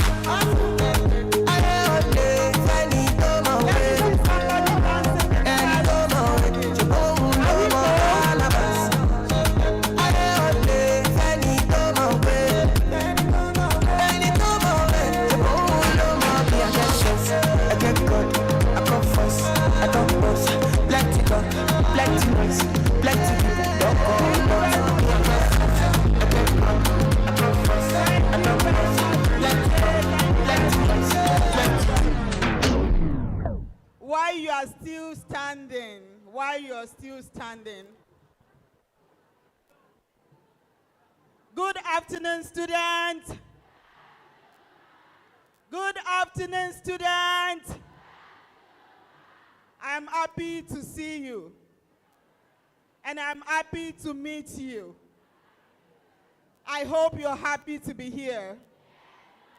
I hope you're happy to be here.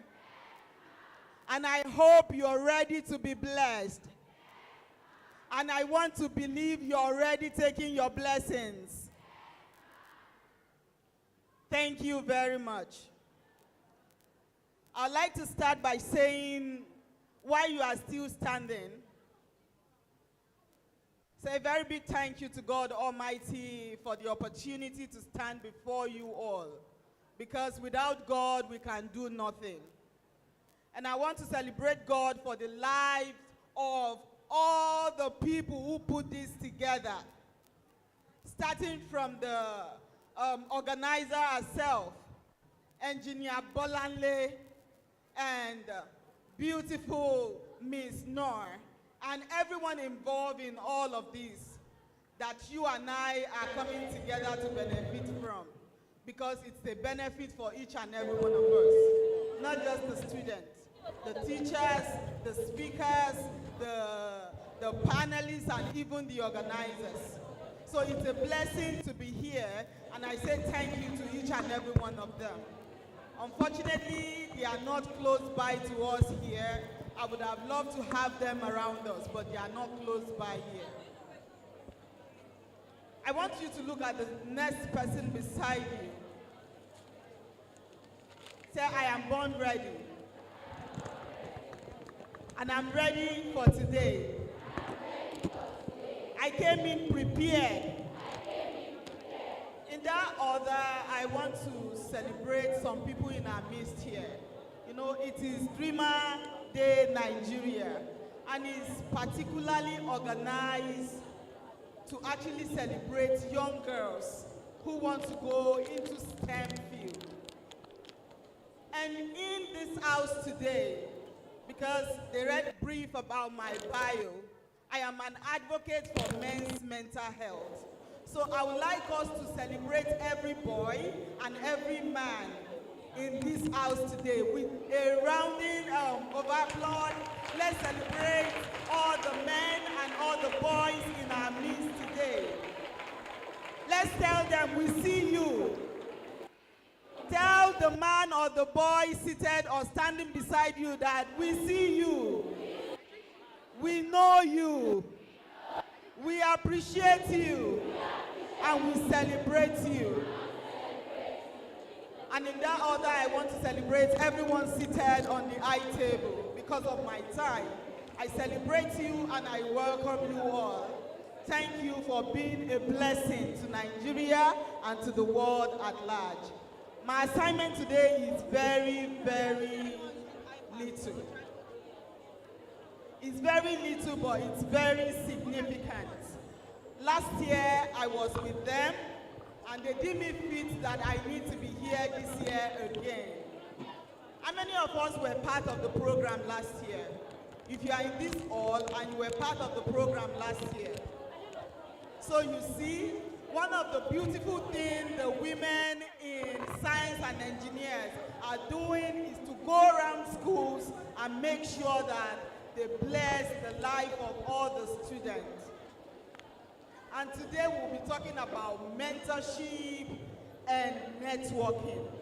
And that is why my job today, I'm not going to do it alone. Who is ready to work with me? Oh, I'm so loved. Thank you so much. We are all going to be doing this together. Please, can I have my slide? We're going to be doing this together, all of us. Please, you can be seated. I'll be joining you where you are right now very soon.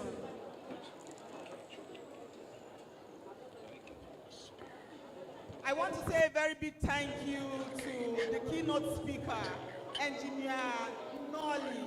She did amazing and she's a powerful woman.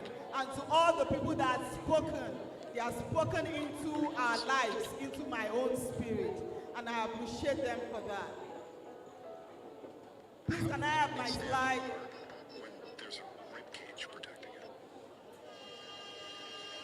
While we await them to come up with this, you see, before I talk about mentorship and networking, in the STEM field, there is something I want every one of us to understand. If you are a girl in the house, if you are a woman in the house, please raise your hands up. Can I see your hand? Please, we need the slide because I need to go off the stage and meet with my partners. I'm not doing this alone. I need to mingle with my partners. So I would appreciate if I can get my slide. So students, we'll be doing this together and we'll be reading all of this together today. You are meant to be at the top as well.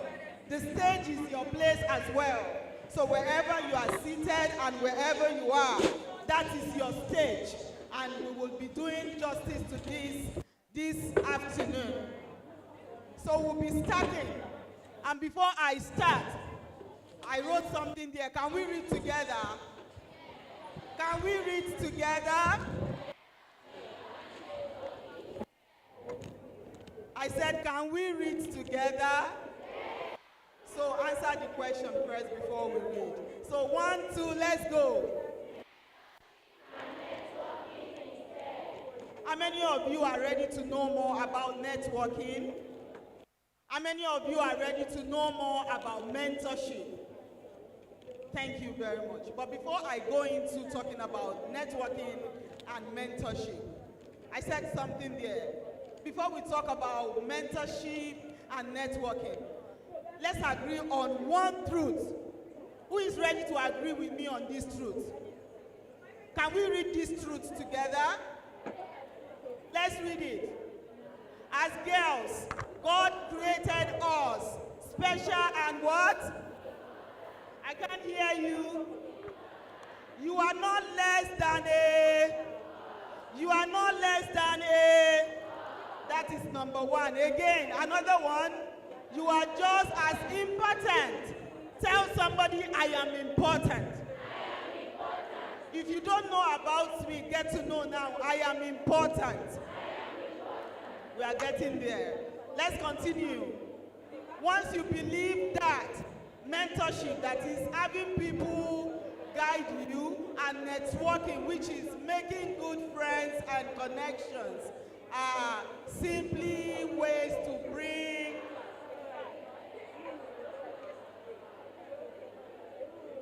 Who is in charge of the slide? Did we offend you? Please kindly make it bold as it was. Thank you very much. You can just help us scroll up a little bit. So there is one thing I need you to know, which is powerful. Like I said, if you are a girl, raise up your hand. You are sure you are a girl, and you are proud of being a girl, raise up your hand, and let it be seen. Say to yourself, I am important. I matter. I have a voice, and my voice will be heard. Let's say that again. I am important. I have a voice, and my voice will be heard. One of the things you need to believe as a girl child, and because we have boys in our midst, even as boys, is that you are not an afterthought in God's plans for creation. You are as important as the male child is. That you are a girl does not mean you cannot be an engineer, does not mean you cannot be a mathematician, does not mean you cannot be, what again? A science, being into science, and does not mean you cannot be into tech. So we'll go to what mentorship is. What is mentorship? Mentorship provides direction and strength, while networking builds community and opportunity. And together they empower women to break barriers and lead with confidence in what? So to lead in confidence in STEM, what do you need? You need a mentor, or you need mentors, and you need to learn how to do what? How to network. Mentorship are people, or mentors are people that had gone ahead of you. We've had about 5 or 6 of them on this stage this morning. we've had Engineer Nolly, who happened to be the keynote speaker. She has spoken about STEM, becoming how she became who she is today. And she made mention, we saw pictures, we even saw a video of one of those women who decided not to allow her background to put her back on the ground. Tell someone seated beside you that my background will not put my back on the ground. Oh, I can't hear you. You're not saying it very well, mommy. My background will not put my back on the ground. It means that I will rise above whatever my background is. I know there are a lot of us here, there are private schools here, there are public schools here, that some of us sometimes in class will feel we are not enough. We feel we are not important. We feel someone is better than we are. But I want you to know this afternoon that nobody is better than you are. You are as important as that person you see. The difference between you and that person is the opportunity. Hello, students. Hello, students. Our boys in this area, please, we need your attention and we need you to cooperate with us. We are doing this together, otherwise I will call you to come and join me. You will now become my paddy in this journey. Now we go to the importance of mentorship. Mentorship provides you guidance and support. One of the reasons why you need a mentor is to have someone who will guide you, who will support you, who will hold your hands. When I mean hold your hands, I don't mean the person is physically available for you to hold. But when you read the book of that person, when you listen to articles or maybe speeches from that person is holding your hands. Tell someone beside you that I will hold on to a mentor. Say it like you mean it. I will hold on to a mentor. Are we cold? We are cold, right? Should they reduce the AC for you? Oh my goodness. Please, the people in charge of the hall, we need you to reduce the AC. Not all the ACs, but probably the ones at the back. Can we bring it down? Because some of these students came in this morning in the rain. Actually, some of them got wet coming into this place. So please, let's bring down the AC for them. And next time, make sure you learn to voice out your feelings. Talk about it. If you are cold, you are free to talk about it, okay? Now, we are talking about guidance and what? Guidance and what? And support. The next one is skill development. When you have a mentor, I need you to look into what is there because my time is not much, so we won't be reading through everything. The second one is skill development. When you have a mentor, they help you develop your skill. You are born with a gift, you are born with a talent. There is something beautiful about you. But you need somebody that will help you develop it. Imagine having a child that does not have a father, does not have a mother, does not have somebody to guide them. What will become of that child? What will become of that child? I can't hear you. That child will not survive. It means you need somebody to nurture and to develop everything that you have on the inside of you. Number 3, it provides guidance, confidence. When you have a mentor, it builds your confidence. Mentors help you build your confidence. If you need this slide, please raise up your hand. That is, at the end of this, you need this document. Lift your hands, please. So almost everybody seated here needs it. So we'll make sure it gets to each school that is represented here so that they can get it across to you and you will get it. And every individual that is in need of it. And when you build confidence, I'm standing here before you. Do you see what I'm wearing? I look strange than every other person in this house, right? Somebody wearing buba on a pants. Who cares? Who cares? Say, I don't care. That is me. I don't care. It is my culture, it is my heritage, and it is my pride. So say, God bless Nigeria. And God bless our culture. One of the things it does to you is it builds your confidence. So having a mentor builds your confidence. Another one is it gives you visibility and opportunity. It creates opportunity for you. You are here because someone decided. Some people decided, they've been through life. You know what happened to them? Noah was talking about our mom. Our mom became our mentor. She looked into the life of that woman and she decided to make a change. She told herself she would be everything that God wants her to be. And Noor is in Nigeria today. Omobolande is in Nigeria today. She lives not in Nigeria, but she came to Nigeria just to be a blessing to every one of you here. Please, let's give them a round of applause. So it gives you visibility. That visibility is what brought you here today.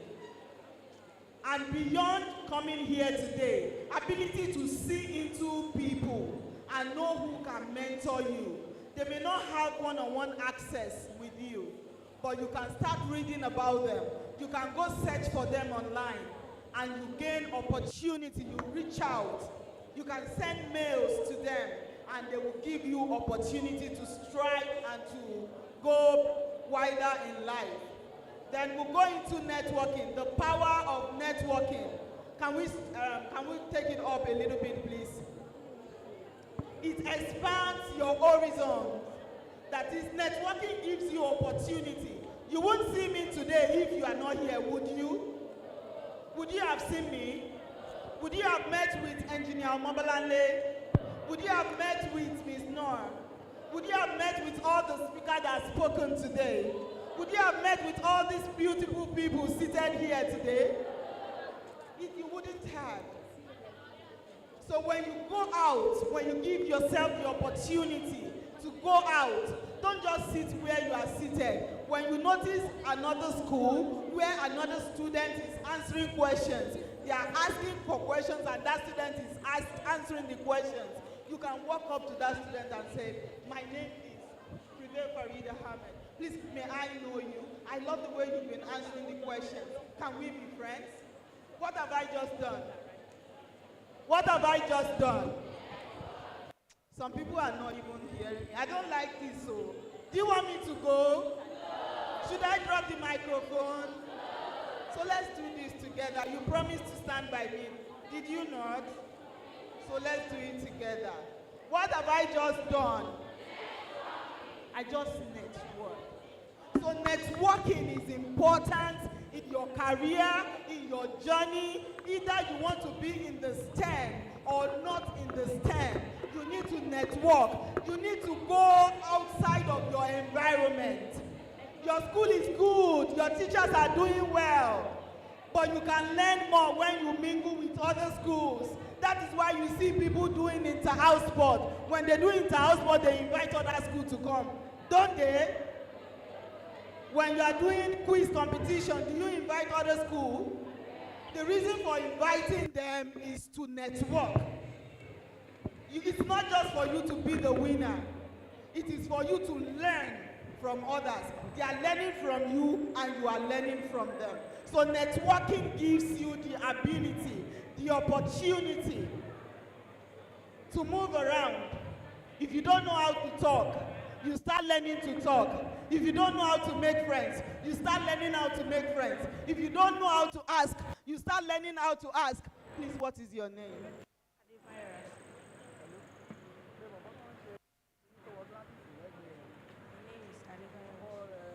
Her name is Adebayo Rashida. Nice to meet you, Rashida. I just networked with her. Did that harm me? Is that harmful? So learning to meet with people, even the older people, learning to meet with them Hello, ma'am.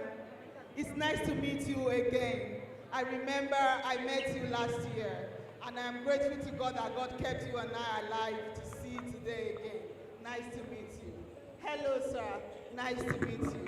My name is Ambassador Farida. May I know you, sir?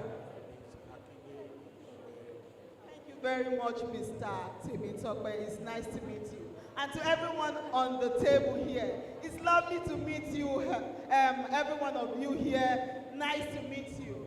What have I just done? Did I know them all before? No. Because we have police officers here, did they shoot at me? No. Did they arrest me? No.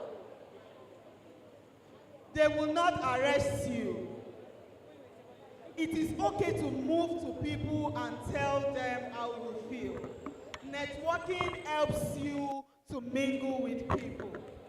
And above all of these things that we have said, there is something that matters to me as I round up this because they said my time is up. Do you want me to go? Do you want me to go? But they said my time is up. Fortunately for us, we have tried. Haven't we? Did you learn anything? Yes. But there is something I need you to know as we round up this. There is something very crucial that has helped everyone that you see up here, that's spoken to you this morning, from the morning till this very moment. There is something very peculiar about them. There is something very familiar. There is something very relatable about each and every one of them. Can you ask me what is that thing? Do you want to know that thing? Are you sure? That thing is the God factor. Why mentorship, why having a mentor is both good and necessary, it is equally important to choose right. Don't choose a mentor because you see them flashy and all. Choose a mentor that will be a blessing to your life. Choose a mentor because you believe in what they have done and what they are doing. And in choosing, there is one thing I say often and I tell myself. To succeed in the STEM field or in any career path you have chosen, the God factor is very important. There is a portion of God's word that I love so much. Either you be a Christian or a Muslim, it doesn't matter. It does not matter. It says that those who do know their God will be strong and they will do exploits. Do you want to be strong? Do you want to do exploits? Do you want to succeed? Do you want to be bigger than the people you have seen here today? Make sure you embrace God from this age. Make sure you know God and understand God. Learn to pray. Learn to ask God. He's the first person you ask. He's the one that will direct your path. He's the one that will lead you and will guide you. Let's be on our feet as we round this up. Let's be on our feet. So we say this to ourselves again. I prevail, I am important. Thank God I mentioned my name. I prevail, I am important. Did you hear what they called me the other time? What was the name they called me? Lady Prevail. That's the name they call me. That's, aside being an ambassador, they call me Lady. So I have called my name. Say, I am important. And say it like you mean it. I am important. I have a voice. And my voice will be heard. My future is colorful. It's very bright. Can you lift your hands, that one hand up? Say, my future is very bright. It's beautiful. It will shine. And I will get there. And nothing can stop me. Thank you very much, everyone. My name is Ambassador Dr. Prevail Farida Ahmed. And it's nice to meet with you all. Thank you so very much, Lady Prevail. That was awesome. and I hope that you took the important lessons away. In navigating through life, you would need to network. You would also need mentors. Please do not forget all the major takeaways that she talked about. Okay, moving on very quickly. Next on the agenda, we have an item I call Exploring Sponsors and Exhibit Show. So we're going to be having people from the National Fire Service talk, the Federal Fire Service talk to us, from the Nigerian Police talk to us, and other exhibitors that we have. We have them all outside. We're also going to get a chance to actually go out and see them. I know we've all seen a fire truck before, but have you been able to really explore it? We just see it from a distance. So you get to explore, you get to talk to so many other people outside. But let me tell you what we're going to do before that. We're going to be listening to them. But to begin that, I want us to take a short remarks from our Tutor General Permanent Secretary Education District 4, Mr. Eyitokwe Akinde. He's been on the seat all day. I introduced him in the morning and he's been here with us.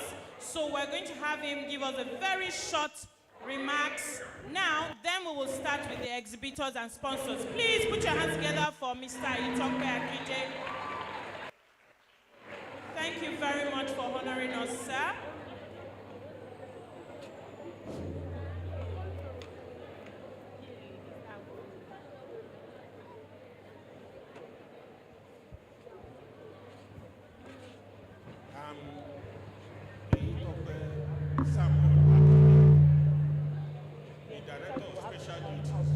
Education District 4. I'm here to represent my TGPS, the person of Mr. Olusegun Olawale Oshinai. Education District 4. Let's all stand up and say the district anthem. 1, 2, go.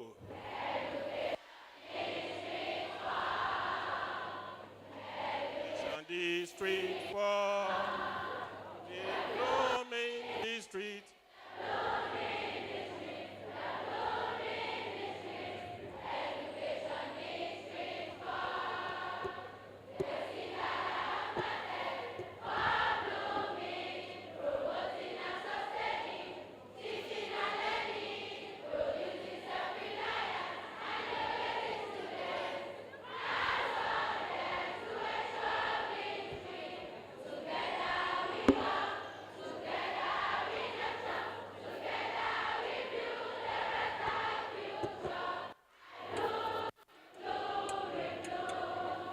Education District 4.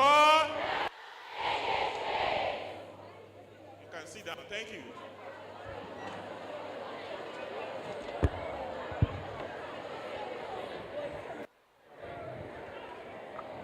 Dreamers Day, Nigeria.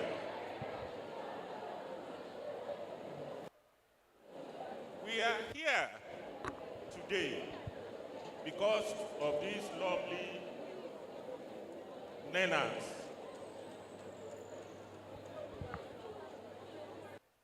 We have said a lot of things here.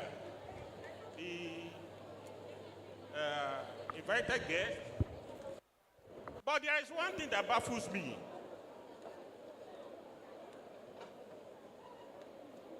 I am a man. You are a woman. This program is for women.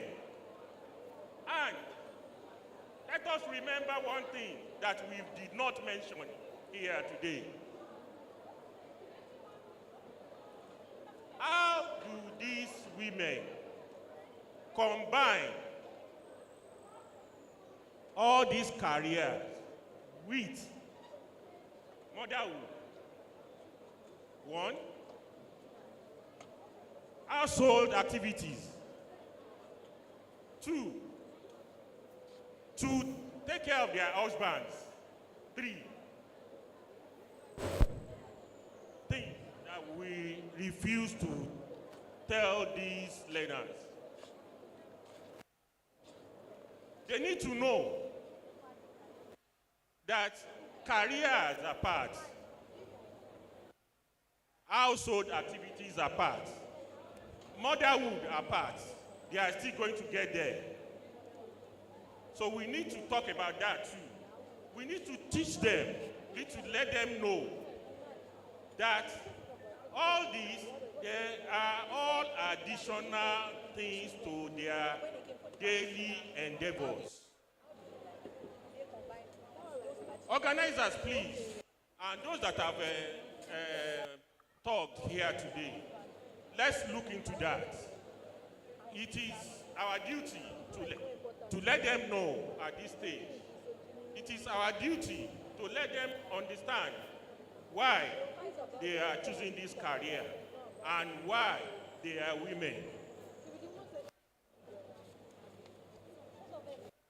Separating careers from household activity, I think it's not good enough for me. They need to take care of their houses, they need to take care of their husbands. If they are out there doing a lot of things, who is going to take care of the house?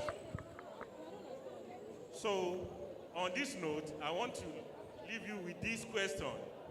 Please let them know. Thank you very much.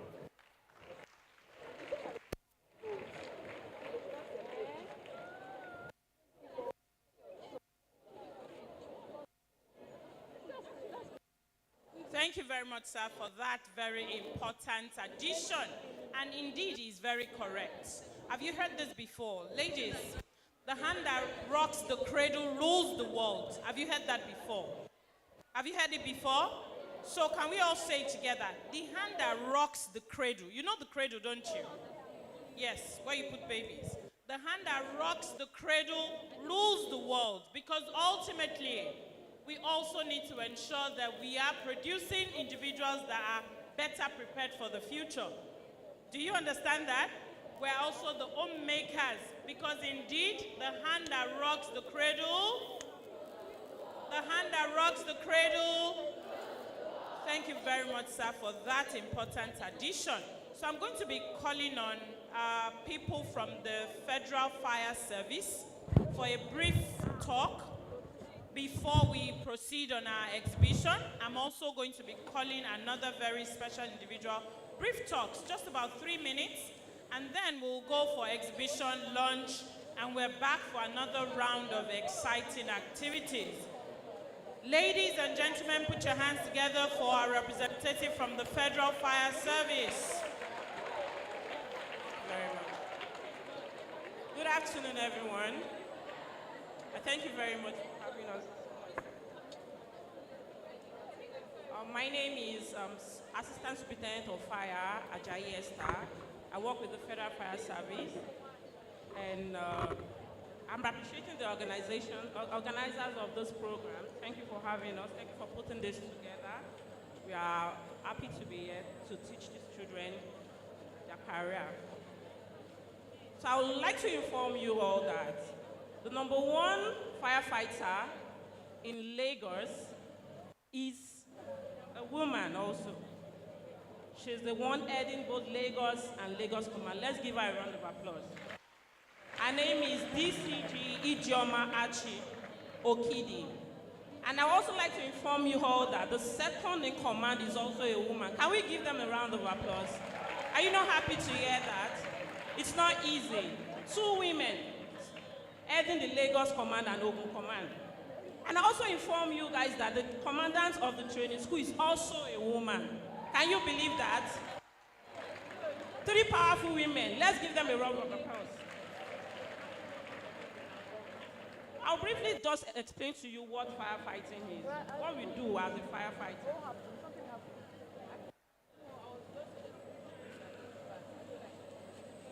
Firefighters are brave men and women that control and respond to emergency situations. How many of you have seen firefighters before? I am so happy to see these hands. And you've seen a fire truck before? Wow, clap for yourself. So what we do is we respond to rescues and medical emergencies. And we are equipped and skilled. Firefighters are skilled and trained professionals. They are trained to rescue you in the situation of fire and also when you have a medical emergency. Give them a round of applause, please.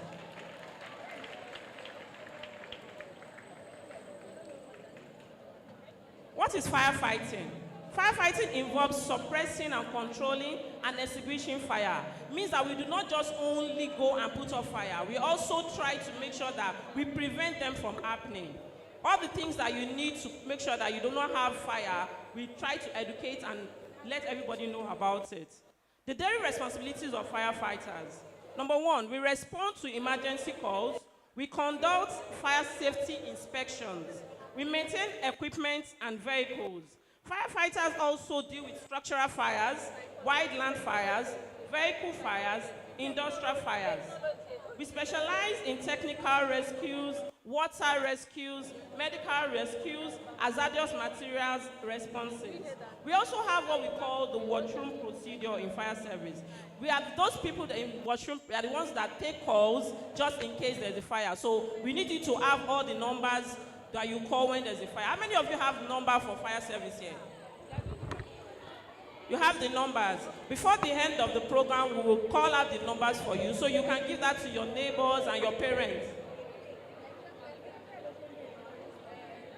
Firefighting is a demanding yet rewarding career that requires bravery, skill, and dedication. Firefighters play a vital role in keeping communities safe. Do you understand that? As a firefighter, we do not just go about trying to put out fire. We also go around explaining and educating you on how to make sure that you prevent fire from happening in your homes and schools. That's what we do. We do not just go and put out fire. We educate you, and that's why we are here today, to educate you and to also tell you that women can also become firefighters. Firefighting is not only for men. And as I said from the beginning, we have 3 women leading our team in fire service, in Federal Fire Service, Lagos and Ogun Command. So who amongst you want to be a firefighter? I can see 3 hands up. I can see another hand there. Clap for yourselves. Firefighting is not only for men. Some of you wonder that I've never seen a female firefighter before. I've been working with the Nigerian Fire Service for the past 6 years in operation. Clap for me, please. And I also have one of my boss here. Her name is CS Ronke Ajayi. Please give her a round of applause. She has been working with the Federal Fire Service for 32 years. Clap for her. Clap for her. It's not easy. Clap for her. Can you imagine that? And as a firefighter, she's a mother to educated children. Clap for her.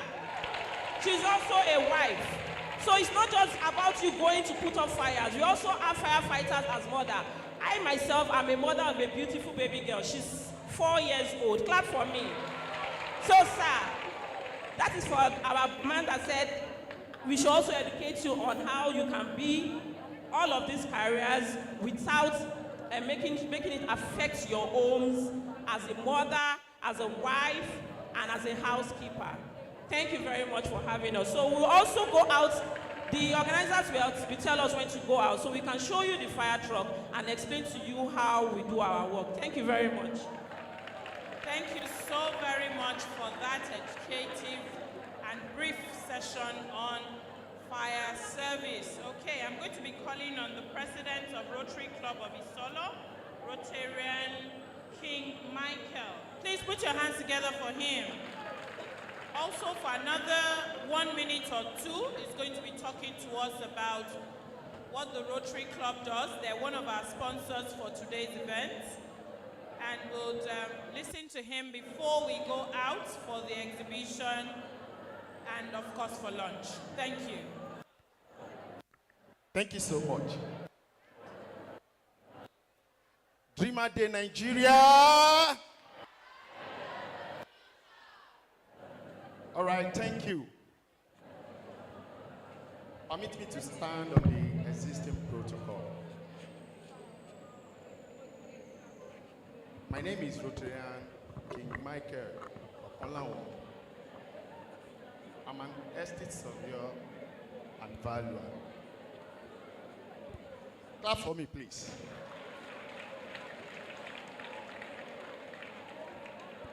Because I can't be an estate surveyor of Balua without my mother. Please, let's appreciate my mom. Thank you so much. All right. Rotary Club is a global network of 1,400 of friends, neighbors, of people who come together to build a better world. We as a Rotarian, our responsibility is to solve pressing problems in our community. And part of the problems is basic education and literacy. So I want to thank the convener of this program and the organizers for giving us this great privilege to participate and to sponsor this program. Can we please appreciate them? Please appreciate them. Please appreciate them. All right, please. I have a quote for you. And I want you to write it down. Make a habit throughout your life of doing the things you fear. If you do the thing you fear, the death of fear is certain. I quote again. Make a habit throughout your life of doing the things you fear. If you do the things you fear, the death of fear is certain. Ladies, the world is a big word, and there is a lot we don't know, which means there is a lot to be discovered and a lot to be accomplished. But if you are having fear or doubt, you might miss it. The possibilities are always there. I repeat again. The world is a big word, a very big word. And there is a lot which you and I, even most of us that are adults here, we don't know. Which means there is a lot to be discovered and a lot to be accomplished. I remember year 2000, there was nothing like Facebook. There was nothing like WhatsApp. There was nothing like Zoom. You know, in 2020, 2000 to 2020, there was nothing like Zoom. Now we can all do several things with what? With Zoom. That's why I have come to tell you this morning or this afternoon that it's a very big word. If most of the leaders or the women that have spoken this morning can do it, you can do it. I wish you well. Thank you.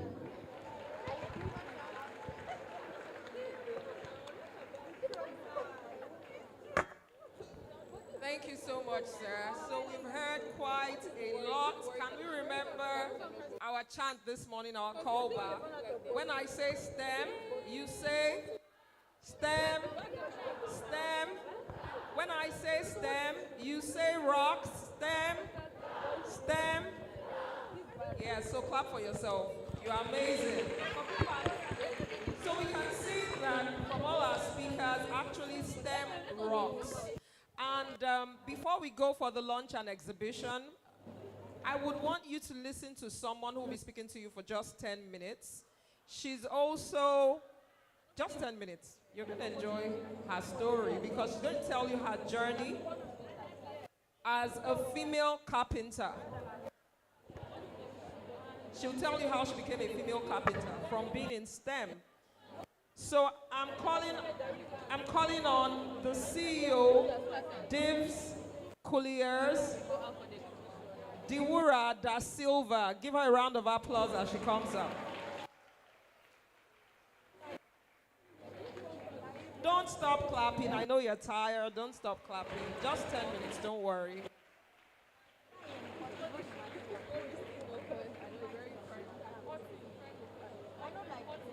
Good afternoon, everyone. Good afternoon, everyone. I guess you're expecting someone who is going to be wearing a safety boot.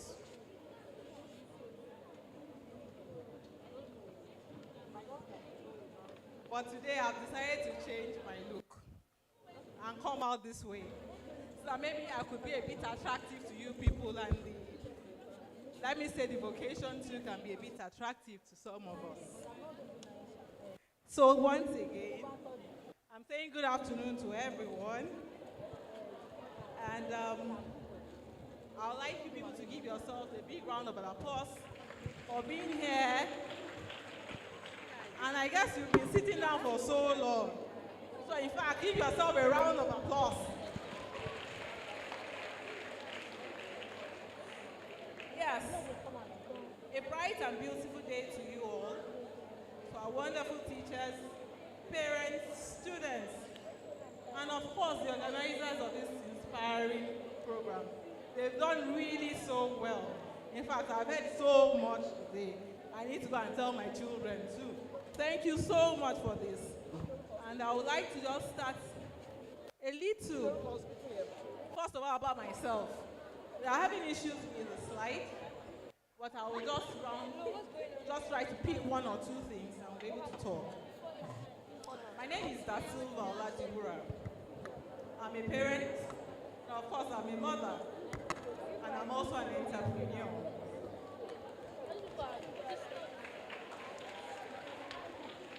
I'm a graduate of print technology. It's a very rare course. Very, very rare course, but I came out with an equivalent of second class upper. That's good. Then I've worked in various roles up to the mid-level of management.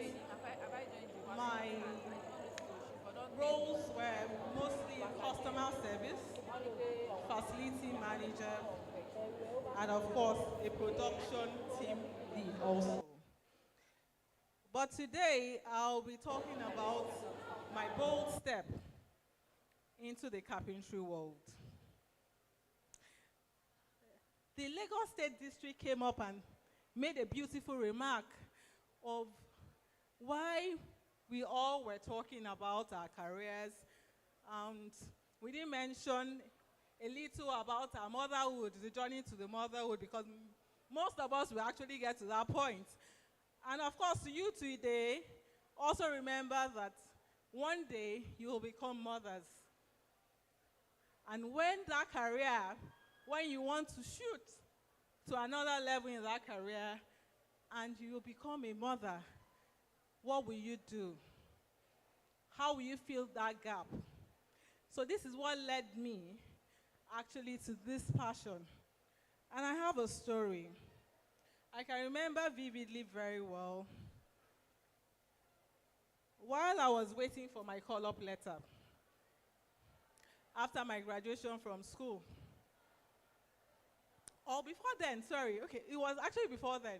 I went for industrial training in school, and when I was coming back from there, of course, I've seen a bit of little money because I worked in a multinational then, so they were paying us a little bit higher than a normal IT student.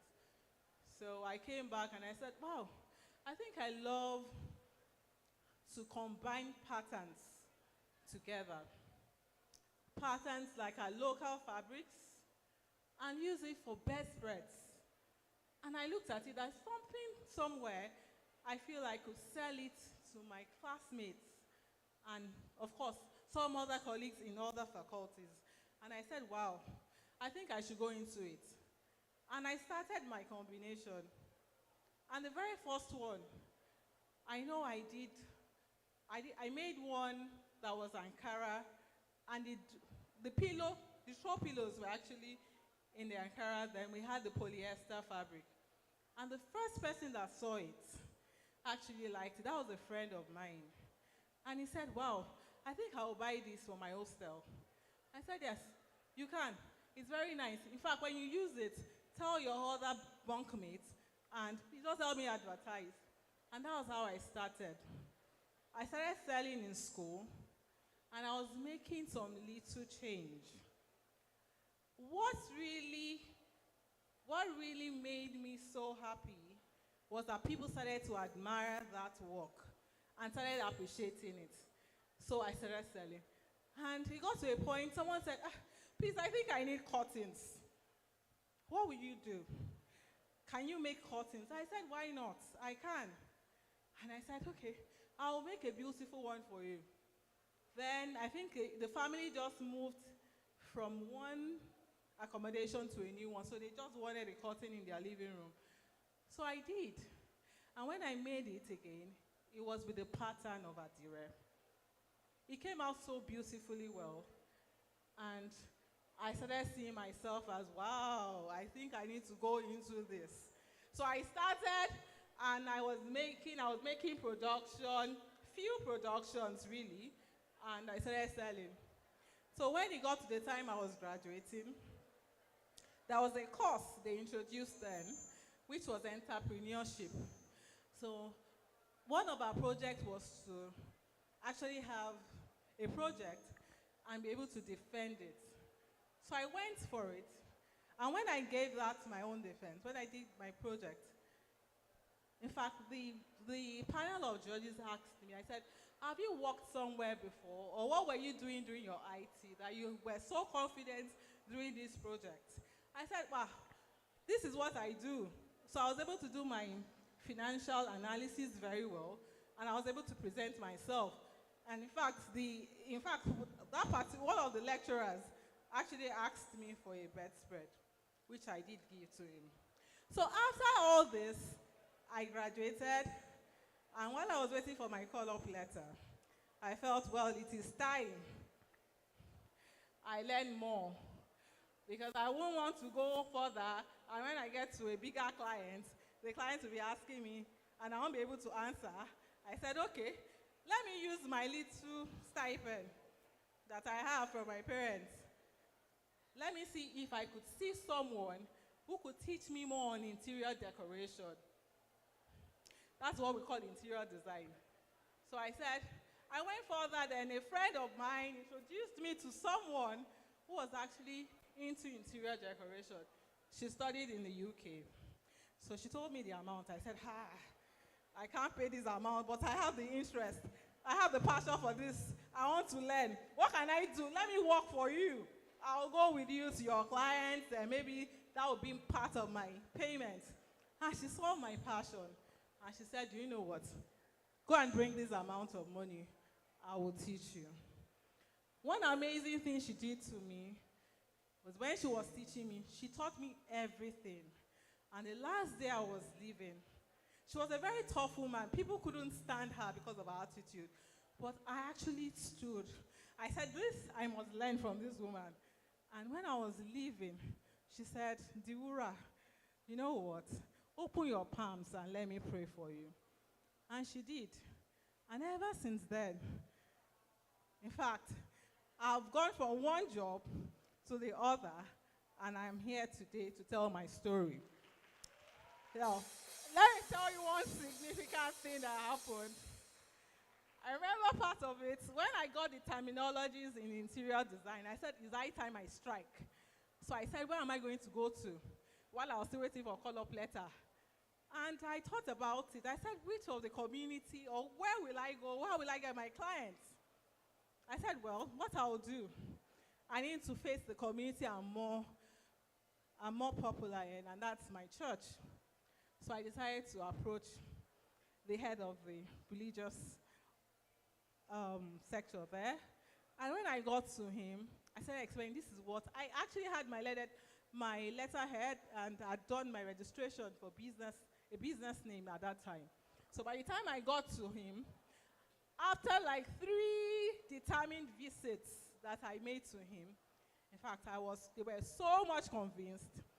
And from that day, in fact, that day he told me, he said, you will make the curtains of the entire parish house. And we have an old living room seater. I want you to change it. And I want you to produce a new one. So that was my first strike. And that was what led me into carpentry. And from there, I started picking up that I must seek for knowledge. And I started getting more orders from people. In fact, by the time I came back from my youth service, I already knew where I was going to go. I knew what I wanted for myself. And so while I was working, doing my NYC then, I was passionately supplying people curtains, making furnitures for them. And this is not maybe I had to give. Most times I had to calculate what it takes to make furnitures. And not just any kind of furnitures. I like to make things that are different. That when you see it, I will say that, yes, that's my work. That's my creativity. So often, I started doing it as a side hustle while I was working as a customer service supervisor. And for like 3, 4, 5 years or thereabouts, something happened. I got married, and I had my first child. Now, that is a big responsibility. And in fact, I had to see how to navigate around that new vocation. It was challenging, and at a point, there was an health issue. So I couldn't cope with my profession, and I had to step down from the office work. So when I did, I knew that at the back of my hand, the second option I was going to have was actually this work, this particular vocation of a space identity. What I do, I enter any space, I look at it. If the space is bare, what will I do to make it